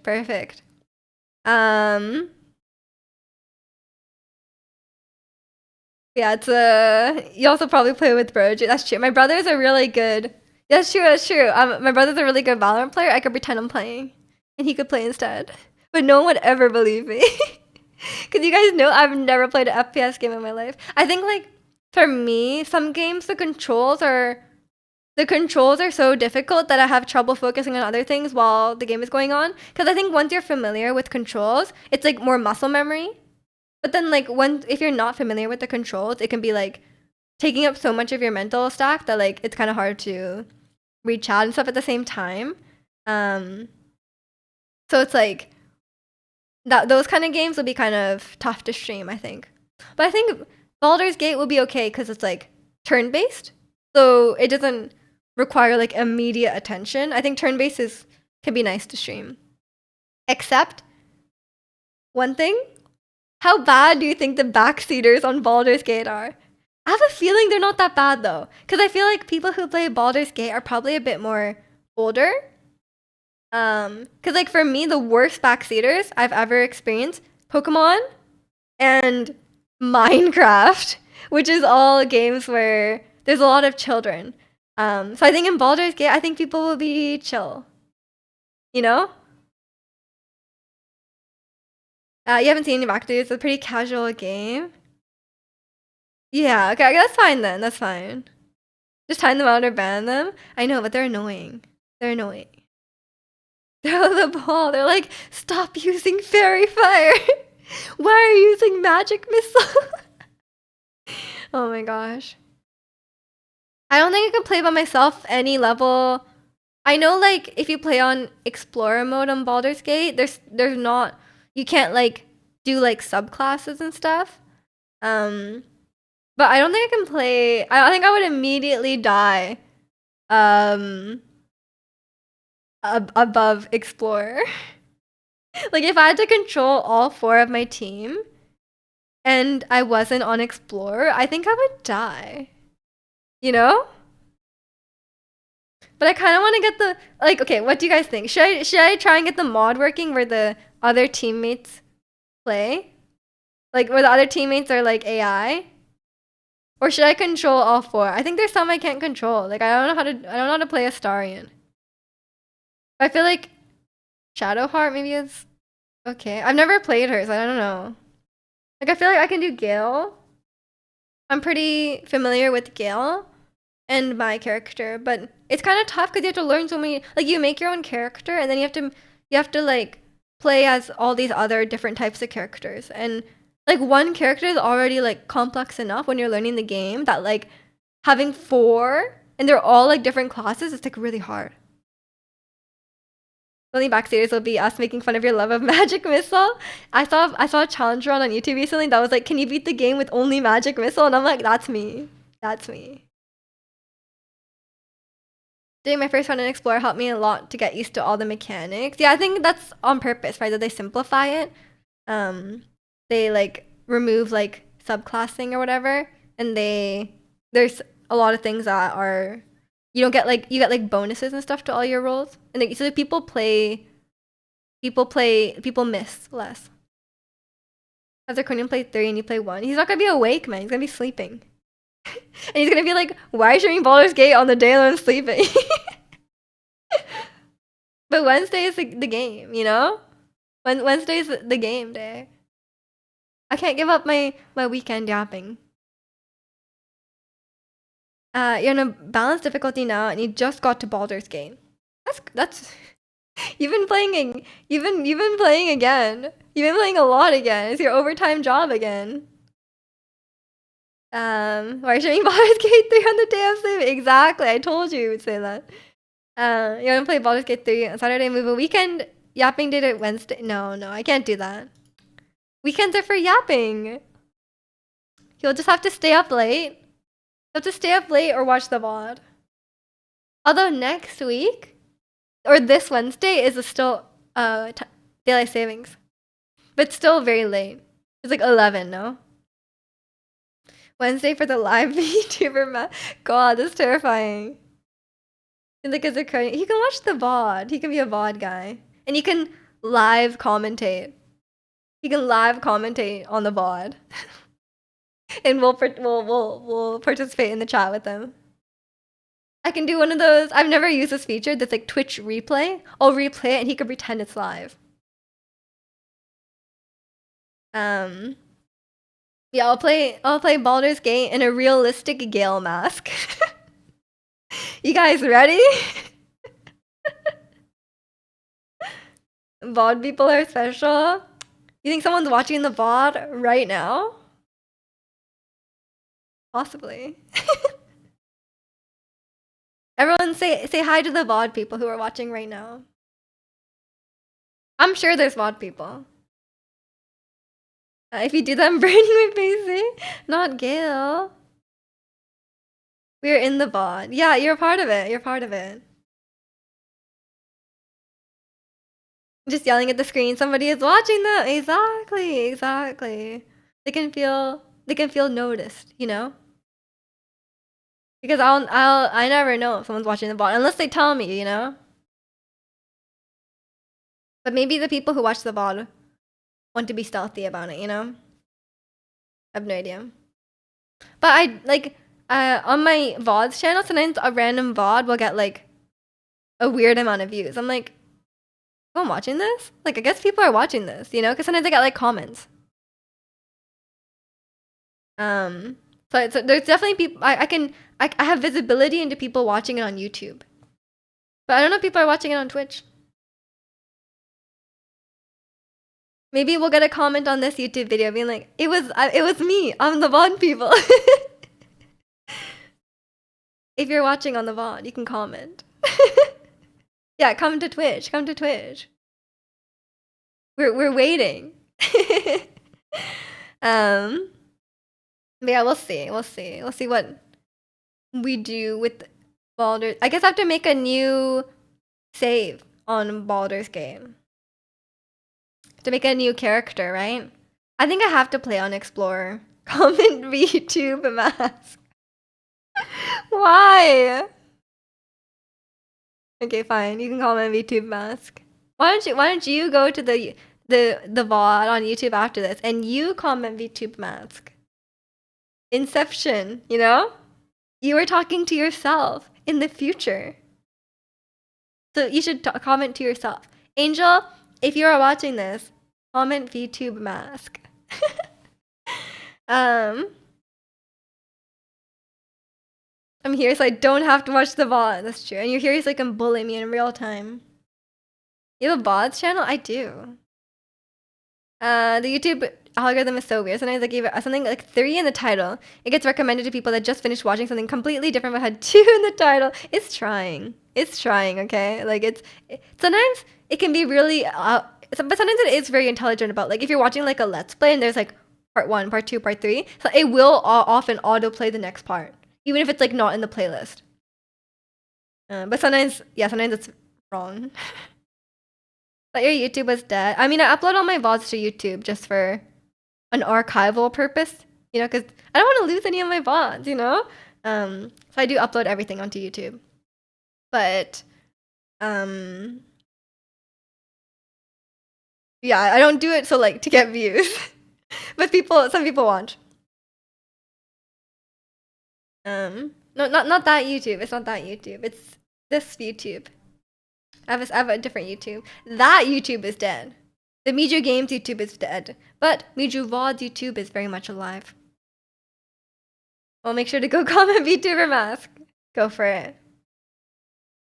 She uploads everything so you can train an AI and then she can replace herself. Oh no. How'd you find my secret?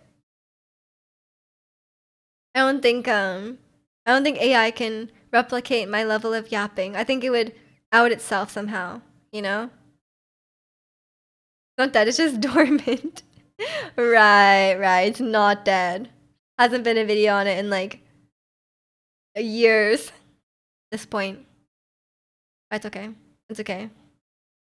I learned that, you know, I'm not cut out to be a YouTuber, you know? That's not my life, you know? I just want to sit here, just yap a little bit, go home. I mean, I am home, but like, you know what I mean? But YouTube, it's a lot of work. It's a lot of work. You did a lot of secrets, like 5 nationalities, a 50-year-old man VTubing, training AI to replace her. I think a lot of those, I think some of those people who are doing I did look into this a little bit because I Googled it, but the people who are doing the mask VTubing are sometimes using like a voice changer. It's very common, actually, I think, for VTubers to use voice changers. I guess it's part of like anonymity. Like you're already not showing your face, you may as well not show your voice, you know? I think those voice changers can be quite convincing these days, you know? YouTube is a different animal, definitely. Yeah, like just because I like streaming doesn't mean I will enjoy making videos. I think it's a completely different type of skill and type of activity. YouTube is better about right now. You can upload a video now, it'll be there in 10 years. Yeah, that's why I'm uploading everything to YouTube. Because, you know, Twitch VODs disappear after a certain amount of time. The one we watched was so creep. The one you watched, I didn't watch them, but I just saw them. Then I read about it, a voice changer. Then you subbed. You're all in. You're all in. Tier 3 sub, right? A lot of YouTubers have crazy priority. Not being recognized, not having pictures of them online. You don't get it, but to each their own. Oh, I absolutely get it. I absolutely get it. It's terrifying out there, especially for those VTubers. Like a lot of them get like crazy like threats and like they get doxxed and stuff like just for like speaking to the opposite gender one time. Or like, you know, like the creepy fans who like figure out where they live just from like the reflection in their eyes and stuff like that, you know? I completely understand trying to keep your identity private. YouTube comments, true. Idol VTuber fans are definitely yeah, the like the Japanese idol fans or even Korean idol fans and VTuber fans, they're unhinged. They're so like not all of them obviously, but like some of them like are really scary. And some of the scandals you hear about, you're like, "Oh, Hollow Live had this scandal." It's like she pulled up her Discord and there was a man in her DMs and everyone's like, "Oh my god, how dare you? How dare you speak to another man? Like you're supposed to only be for us, you know? Like crazy." But yeah, it's some of them are really unhinged, but I think VTubing is also like on a different level of parasocial, right? Because like some of them do like the girlfriend experience or like boyfriend experience kind of thing as well. And I know a lot of them have like done that in the past and then they're like, "Oh, like yeah, when I started doing that, people were way too crazy about it, so they had to stop." But yeah, stuff like that I think leans into it. It's not their fault if they get like stalked or harassed or anything like that. At the end of the day, it's just content. But for people who are already on that path and already in that mindset, I think it just fuels it. So it's definitely important for them to be really careful. Um,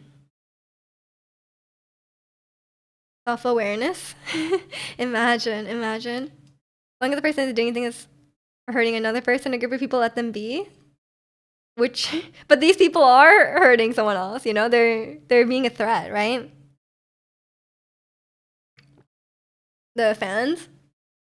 Unless you mean the VTuber just talking to other people or like having friends.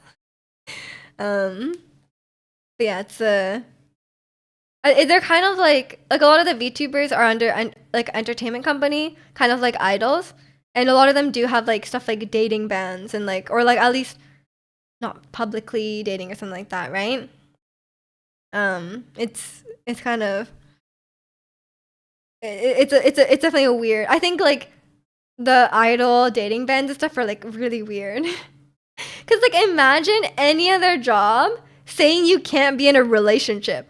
Like or like controlling any aspect of your life outside of your job. Like think about it. You're an idol, right? And that's your job. But like when you go home, they're like, "Oh, when you go home, you better not eat these foods." Or um like you better not eat this or like you better like not eat at all or like lose this weight or like you know not date anyone or be friends with this person, right? Like the fact that like it's their whole life, you know? That's crazy. um I think it's definitely really crossing the line. um and be shocked if most idols in the late 20s are dating someone, just not publicly. I mean, I think a lot of them do date, yeah, just not publicly. um Backseating. True, backseating their life. They're like front seating their lives though. The idol is in the backseat, right? I'd rather be dead than not be able to eat what I want. I know. I feel like I could never diet. Like for me, I think I've become like a terrible person if I haven't eaten for like 8 hours. Like I would not survive. Like I would be the most unhinged person if I was on a diet, you know? Yeah, backseating is a whole like backseating is fine cuz like not fine, but like backseating at least in my stream I have control over it. You know, I can just ban those people. Um but idols can't do that. You need to diet. Turns out beer has calories.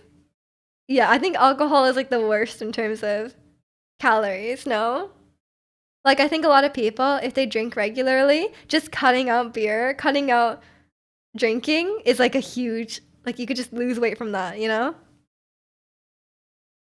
You think ethanol has calories? I would not recommend drinking that, but probably, yeah. Um, but yeah, I think drinking is a drinking is a big calorie sink, I guess. Like a lot of people drink their calories. And it's not just alcohol. It's not just alcohol. It's like, you know, like a latte or soda, that kind of stuff. Someone told me VTubers have parents, and I was like, do they actually have to role play a parent kid relationship? But no, the artist that made the model is a mom or dad because they like created them. That's crazy. It's like, but then when you think about like K-pop terminology too, like K-pop terminology is like crazy as well. Like it's like a different language. Like I feel like we've gone so far in the slang stuff that's like if you don't know anything about K-pop, it's like nonsense. You're like, oh, if you're biased to the main vocal, then you know all that stuff. The no, what it's called, bias wrecker. Either from regular pop to diet pop and drop like 30 calories. One pop does not have 30 calories, man. Unless you're having like 3 sips of it. Water is the best. Water and coffee for me. I only drink water, coffee, and tea. Only 30. There's no way it's 30. Oh, 30 pounds. Okay. Oh my god, that was like 30 calories. That's like a shot of soda. Um, 30 pounds down. And you still want to lose more weight? Team Magic Bean Juice. Exactly, exactly. If you drink your coffee black, it has no calories. I also thought K-pop slang is actually Twitter slang. No, it's K-pop slang, yeah. You were fat. I mean, good for you losing the 30 pounds, 30 calories. You must have been drinking a lot of pop for you to lose 30 pounds. Just get Uber Eats back in the day, like 5 times a week. Yeah, I think like eating outside food is a big thing as well because like eating outside food is a really big thing as well because like the reason restaurant food tastes so good is because there's a lot of fat, there's a lot of oils, there's a lot of like butter, like all that salt, all that stuff. They put a lot more in it than you would if you make it yourself at home. But that's why it tastes so good. Coffee by itself is actually super low calorie. It's like basically no calories, yeah. Just everyone puts like milk, cream, sugar in it. I drink my coffee black. That's the only way. It just tastes good, man. Coffee. Coffee is coffee. Switching to black coffee probably helped dial back on some of my calories. Too bad you love pizza, tacos, and donuts. Fair enough. We only drink McDonald's coffee black. Why? Why? I do love pizza, tacos, and I love donuts, man. I'm not a huge pizza person, but donuts.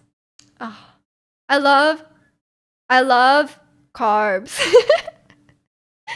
You also only drink McDonald's. Oh, okay, okay. I thought you were like, oh, McDonald's coffee is so high quality that I want to be able to taste every flavor. Fair enough. Fair enough. You'll lose weight, I say, as eat a whole package of cookies. I have so many cookies. I can't stop making shortbread cookies. And I keep eating shortbread cookies. But it's okay because I've been dancing and I need the calories back. I kind of have the opposite problem. If I start doing cardio, I actually lose weight. And I really should not be losing weight because I'm already like I'm not like an unhealthy weight for myself because like I've maintained my weight like my whole life. But if I start like doing like dancing and stuff like that, I notice I do get kind of skinny, and I'm like reaching to the point I'm like, oh, this is a little too skinny, you know. So I have to. Yeah, exactly. Where am I losing weight from? Exactly. And it's like I'm like, oh, I should not be any bonier than I already am. So I do make a conscious effort to consume the calories back, you know? I went to pick yourself dinner last night to stop myself from going to the Mochi Donut store next door. Oh my god, I haven't thought about Mochi Donuts in so long. They have those at, do you know Mr. Donut? In Japan, they have Mr. Donut. Those ones are, oh, the mochi ones are so yummy. They're trying to make me hungry. I'm getting hungry, man. Getting really hungry. Imagine being told you don't need to lose weight by like the doctor. um, yeah, it's I think I need to improve my cardiovascular health. That's what I think. I need to improve my cardiovascular health, and I also need to improve my muscle tone. I want to become more muscular, and feel like I'm not gonna pull my hamstring just from like standing up, you know. um. You always feel fat even if people IRL tell you you're fine. I'm happy you got warm enough to start biking again. I think like these days, our perception of an average weight has shifted a lot, right? Because like, there's a lot of like, I feel like the average, like what people consider like average weight or like, like a normal weight is very often like a little bit overweight. But it's just because of like, society in general, like just like I mean, I guess average weight in terms of the population is probably not a healthy weight. Need to improve health overall. I mean, same, yeah. Me eating a grapefruit while I talk about donut. I do love fruit. I think fruit is a great healthy snack. But fruit is expensive, man. At least it's about your cholesterol and blood pressure doesn't stuck. I expected those to be awful for your habits. I honestly have never checked that. I mean, I checked my blood pressure before, but I've never checked my cholesterol. Um, you know you're fat when your K-pop shirts don't fit as nice. Oh no. You gotta do it for the K-pop shirts. Popping out a pear and a protein bar before heading out. I had a pear yesterday. Pears are good. Pears are underrated. I know, I know. I never like think to buy a pear when I go to the grocery store, but now I'm like, maybe I should get pears. Like pears are kind of good, you know? I usually get like apples because they last a long time, and like bananas because they're cheap. Strawberries. But yeah, pears are good. Um, Especially Japan fruit. Yeah, our $200 mangoes. Um, you like firm pears, soft pears? I'll give to other people. Do you like like crunchy? I don't know. I feel like if they like crunch, if they like snap, I think it's a bit too firm. But if it's like you can bite through it, but it's not too soft. I don't like when they're too soft. You have like 2 kilograms of bananas. How can you finish that before they go brown? Oh, we have a banana later. Bananas are pretty good. Pretty good like sustenance, you know, if you're pretty hungry. Bananas real too. I'm always like how shocked at how cheap they are. I know bananas are so cheap. I'm such a stingy like grocery shopper that like it's hard for me to buy fruit because I'm like these days like if you buy like a thing of like grapes, it's like $15. I'm like, how can I spend like $15 on grapes? Like, come on. Um, Pears like strawberries, you gotta eat them on the spot or they go bad quick. Oh my god, when one strawberry goes moldy and it just like spreads and you're like, ah, my strawberries. I spent $6 on these. It's a texture thing for me. I'm the same way with peaches. Oh, interesting, interesting. You drink a lot of smoothies and you put bananas on toast with peanut butter. Ooh. I don't like peanut butter, but I would do it like Nutella. Um, I wish I could have smoothies, but I don't have a blender. Sometimes I'm like, man, I wish I had a blender, but I don't have a lot of counter space. You ever want to blow your mind? Google health benefits from eating banana peel. I could not. It must taste not good. I can eat like kiwi skin, but I don't think I could eat a banana peel. I don't think it would taste very good. You're just loving this buy Canadian because she just buys American products for dirt cheap. No, I don't want to be a. Oh, I forgot the word. What was the word, Aladdin? The strike guy. It's not rat, was it? What was it? I already forgot. Scab. Yeah, yeah. That's like the equivalent of scab. Like everyone's out here supporting Canadians, boycotting America, and I'm out here buying American stuff. No, no, no. I mean, okay. To be fair, like in Canada, it is almost impossible to buy like 100% Canadian. It would be very difficult, because like so many products are American, right? Um, but I do try my best. They generally like label stuff in the store these days where it's like, oh, this is Canadian, this is not. But there's a lot of it's very hard to go 100%. Most of the potassium in bananas is in the tip of the skin or something. Yeah, but I don't want to eat the skin, man. Peanut butter goes with everything. Eat a peanut butter and bacon sandwich. I'm not a big peanut butter fan because I didn't eat it growing up. Now when I eat it, it's like weird and salty. But I like peanuts. I just don't like peanut butter. I think it's gross. Seal got hit. Turns out all the good seals are American. I know. I know. They took our jobs. You sound like those political ads. Oh, I think Mark Carney.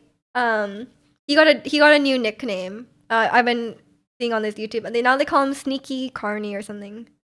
But I think Carbon Tax Carney has a bit more of a ring to it. Yeah, I think Carbon Tax Carney was the best one. I don't think they should go to Sneaky Carney. Like Sneaky Carney sounds weird. Um, Good by good you mean overloaded with sugar. My favorite cereal is the Quaker's corn cereal. It's so good. You guys gotta try it. And for some reason, I cannot find it at the normal grocery stores. I have to go to the drugstore. And at the drugstore, they have the Quaker the Quaker corn cereal. I'm going to like weird measures to get this cereal. And welcome in Persimmon. Who's there? Other day, called him carbon tax commie. They should have gone with that. They really should have gone with that. If the Conservative Party wants to go all out, conservatives are always like talking about communists. Maybe I could do it. Don't give us money right now with elongated muskrat. He'd probably just find a way to put it in a sock. I know. Teslas are getting really destroyed. Everyone's like protesting outside like the Tesla places, and I'm like, that guy deserves it, man. Do I want to answer this knock knock joke? Can someone else answer it? I'm scared. The cereal definitely sounds awesome. It's actually really good. Yeah, I highly recommend the cereal. I was just watching a video. This sounds really weird. I was just watching a video about there's like these like conservative people who are like really you gotta ask rats. I'm just scared you're gonna say no offense, but sometimes people come in with like jokes and then their answer is very strange. I don't want to fall into a trap, you know what I mean? But yeah, I was watching a video about trust me, no weird joke. How can I trust you? I just met you.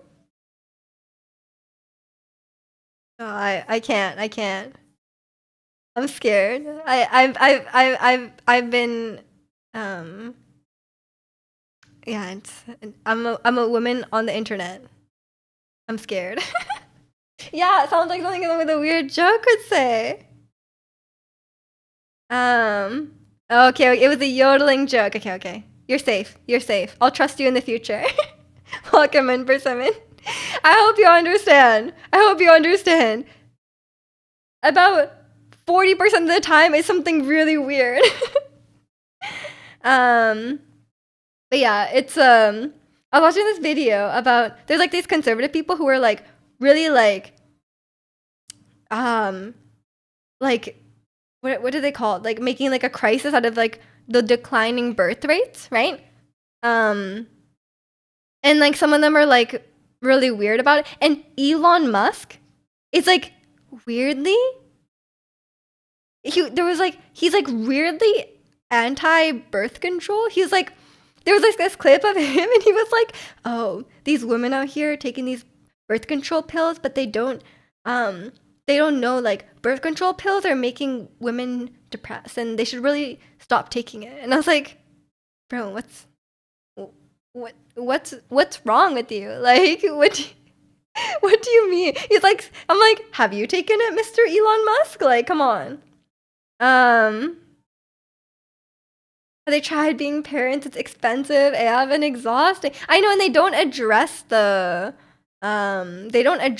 like underlying issues of like why people aren't having kids. Yeah, that is definitely a take, Aladdin. I don't think it's scientifically proven.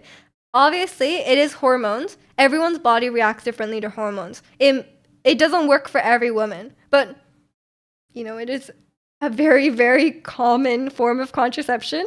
Many people take it and it improves their lives. For example, a lot of women have like endometriosis or like PCOS or whatever. And it helps them a lot. So I would say maybe, obviously, it's not a cut and dry thing. I don't think you can just say, I don't think you could just make a blanket statement like it ruins women's bodies, right? For some people, it saves their bodies, it saves their fertility, right? If you're concerned about fertility, if that's what you mean. Yeah, like for example, people with endometriosis maybe would not be able to have kids if it weren't for birth control, right? So it's not a cut and dry issue.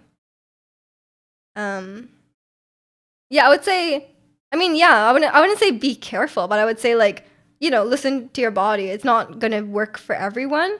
It will work for most people, and I do think doctors can be quick to prescribe it.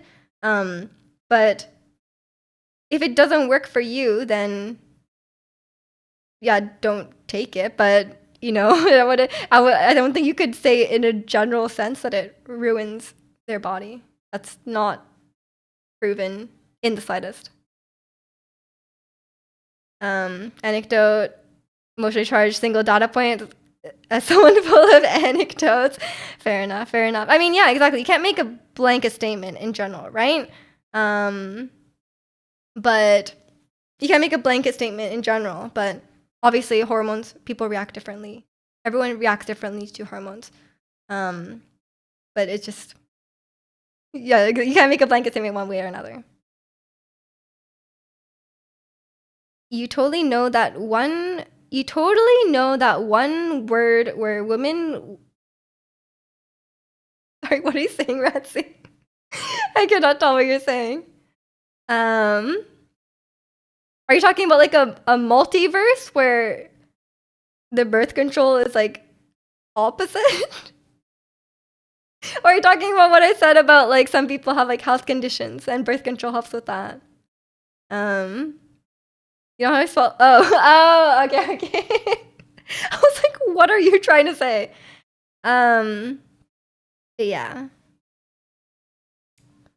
But yeah, and yeah, some people are like endometriosis. That's the one. It doesn't start with A. Yeah, there's definitely a eugenics aspect to it as well. Because like some of them are like, oh, like all the non-white countries are having more kids, right? Than the white countries, and they're like, we're losing. There was like it was like I think it's a Hungarian like some like guy in the government of Hungary was like saying like we're losing, like we can't lose to them. I was like, what do you mean? It's not a race. Like, are you trying to like be like the highest percentage? Like, I don't think white people are the highest percentage of the population. I was like, that's crazy. The prime minister. I think he might have been the prime minister, but I didn't want to falsely accuse him if it wasn't him. Yeah, I was like, wow, that's a take. That's crazy. Yeah, it's definitely some weird stuff. He's a piece of work. Yeah, I didn't know about this guy. I was like, damn. He's scared, right? There needs to be more white people apparently. It's one way to put it for sure. Yeah, I was like, this is was an interesting video. Some people are very weird. Especially Elon Musk. He's crazy, man. Yeah, I keep seeing like weird him saying like weird stuff about like every topic ever, honestly. Every time I see a clip of Elon Musk, it's even weirder than the last one I saw. Trying to keep Putin happy. Yeah, that makes sense. Yeah.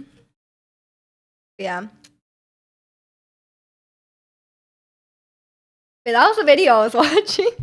I wasn't expecting it to be such a. I guess I guess it can be a controversial topic, but wasn't expecting takes. I'm trying to prove he's a elite gamer. Yeah, that's weird too. Yeah, all of these people are weird. Elon Musk and Hungarian politicians are super weird, and they're probably unhappy about how World War II ended. Possibly. But yeah, it's some weird stuff, you know? Like Elon has some really weird takes about women. Like or just about like every sort of. Do you think Elon's out there online complaining about the new Naughty Dog game?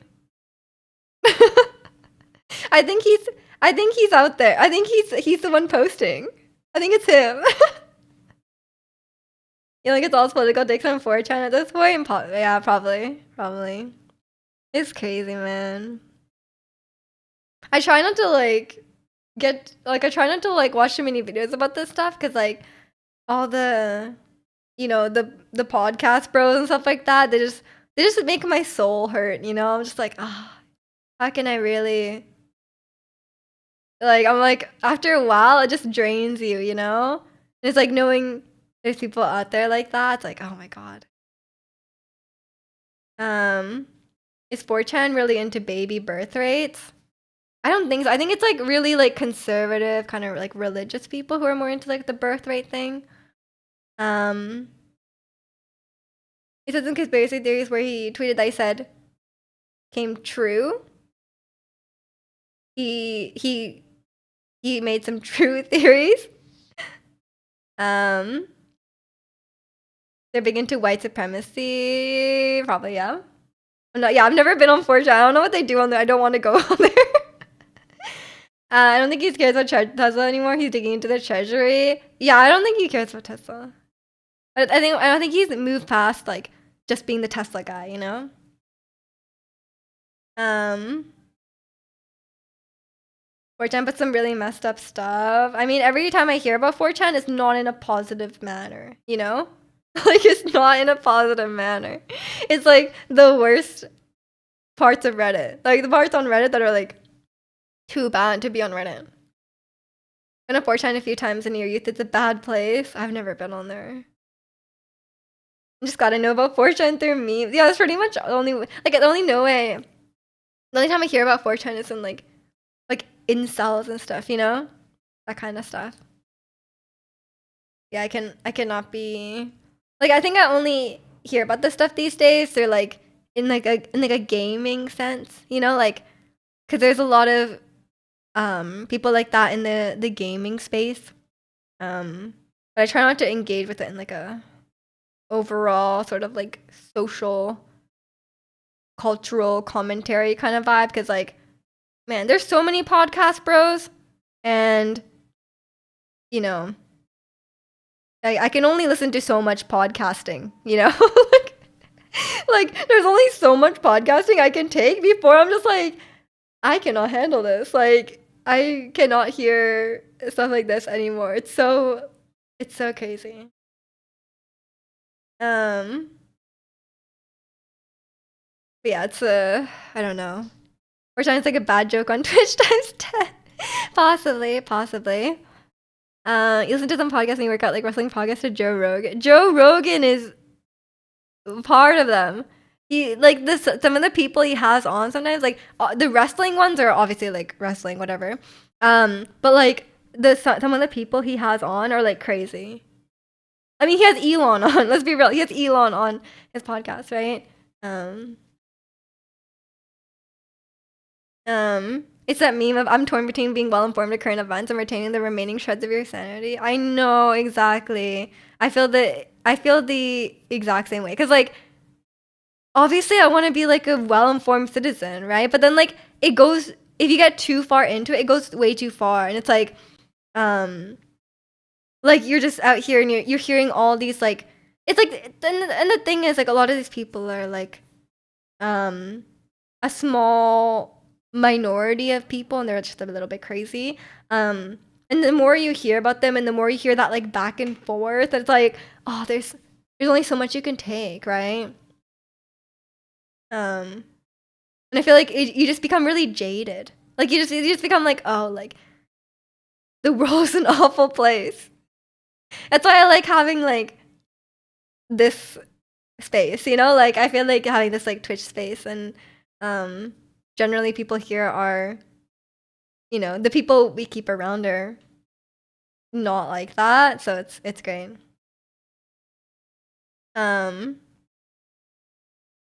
Baldur's Gate 3 Churcher. Um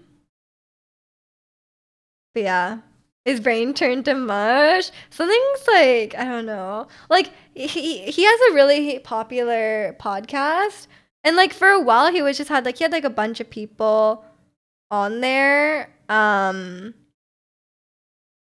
for a while, it was like his podcast was like normal, but then he started having like more and more kind of like fringe people on there. And the thing is, like, he doesn't really like argue against them. Like, if someone comes on and like says like the moon landing was fake, like he doesn't really like, he doesn't like refute them or anything. And then like, yeah, now he's a grifter. Definitely a grifter. Um. Before politics, I think Elon had a very positive image. I think people just didn't know much about him. Like I think people just weren't that paying that much attention to him. They're just like, oh, like he's like the Tesla guy, and he like, he's sending a car to space, like whatever. Like, like he was. I think he was always like that, but people just didn't know. It wasn't like mainstream information. Um, he seemed pretty genuine for years before he developed into right wing grift. Exactly, exactly.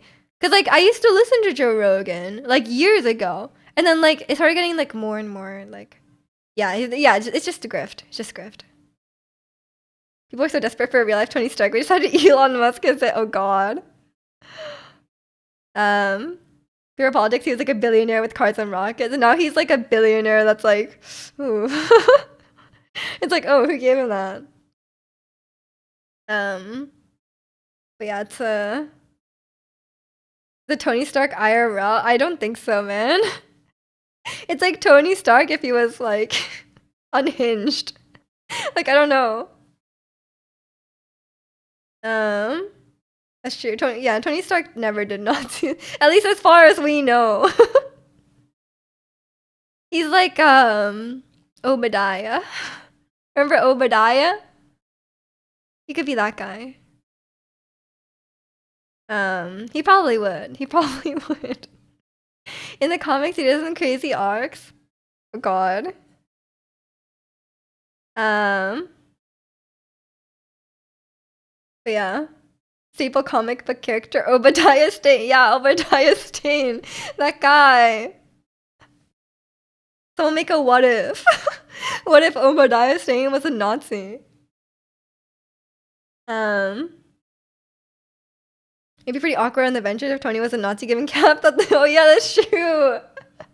He was like, man, I fought the Nazis and now they're back? Like, come on. Yes. For Captain America. Oh no.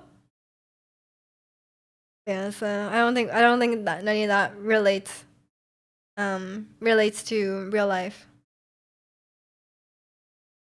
Maybe it would be better, maybe it would be better if we just had like alien invasions to worry about, like we could unite as a society against the alien invasions,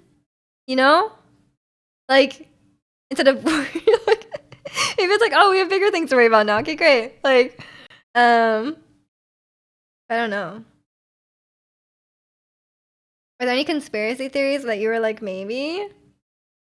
Oh my god, I heard, wasn't there was recently flat earthers, they went on a trip to Antarctica, and then a lot of them were like, they like live streamed the whole thing, and then the other flat earthers are like, oh my god, that's fake.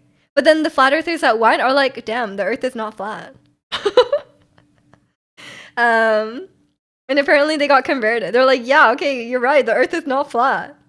Like, the sun didn't go down. Like, crazy. But then everyone's saying like, okay, but now the flat earthers know what flat earthers sound like, because like now the other flat earthers, they're telling them like, no, it's fake, so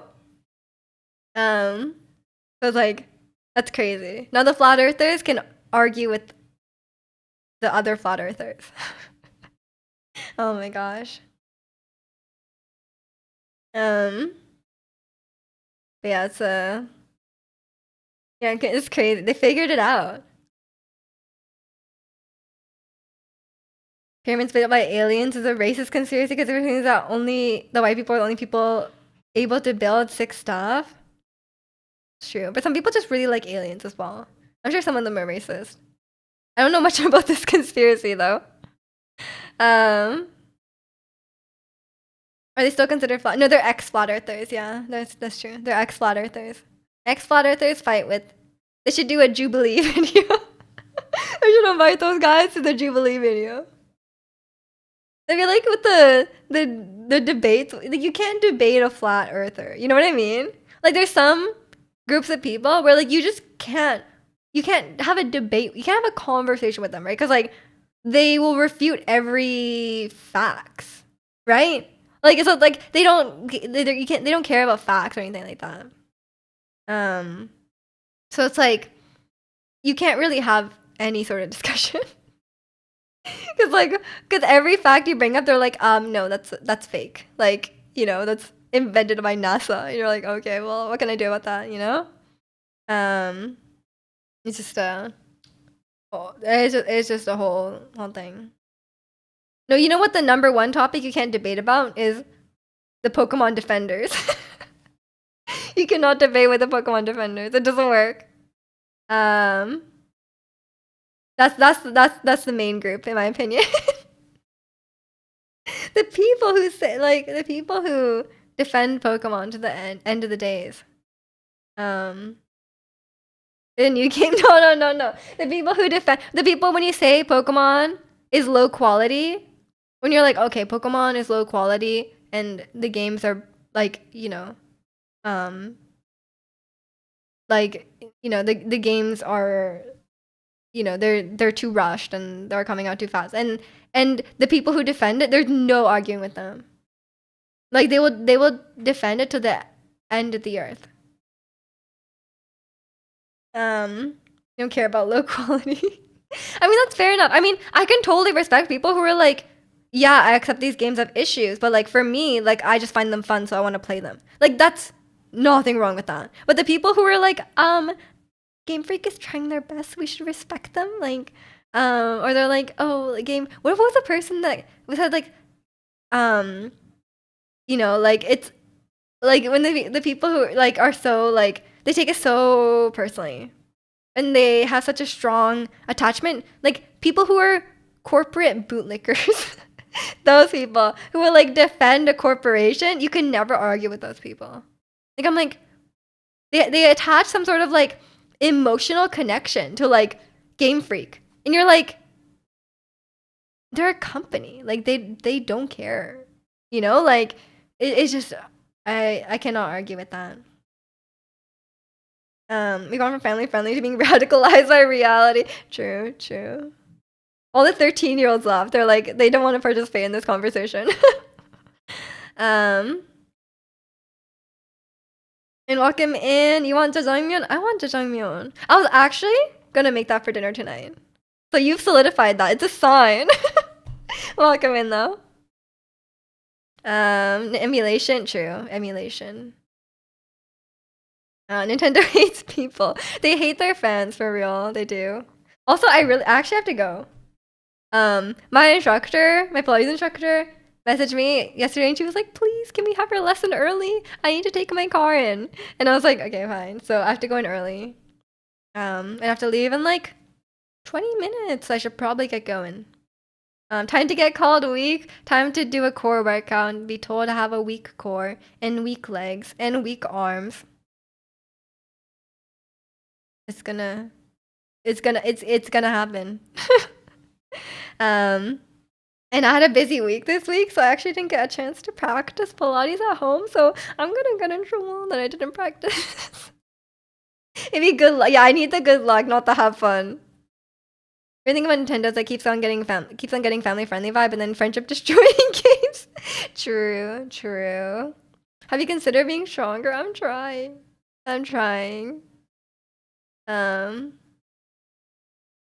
Yeah, we'll see.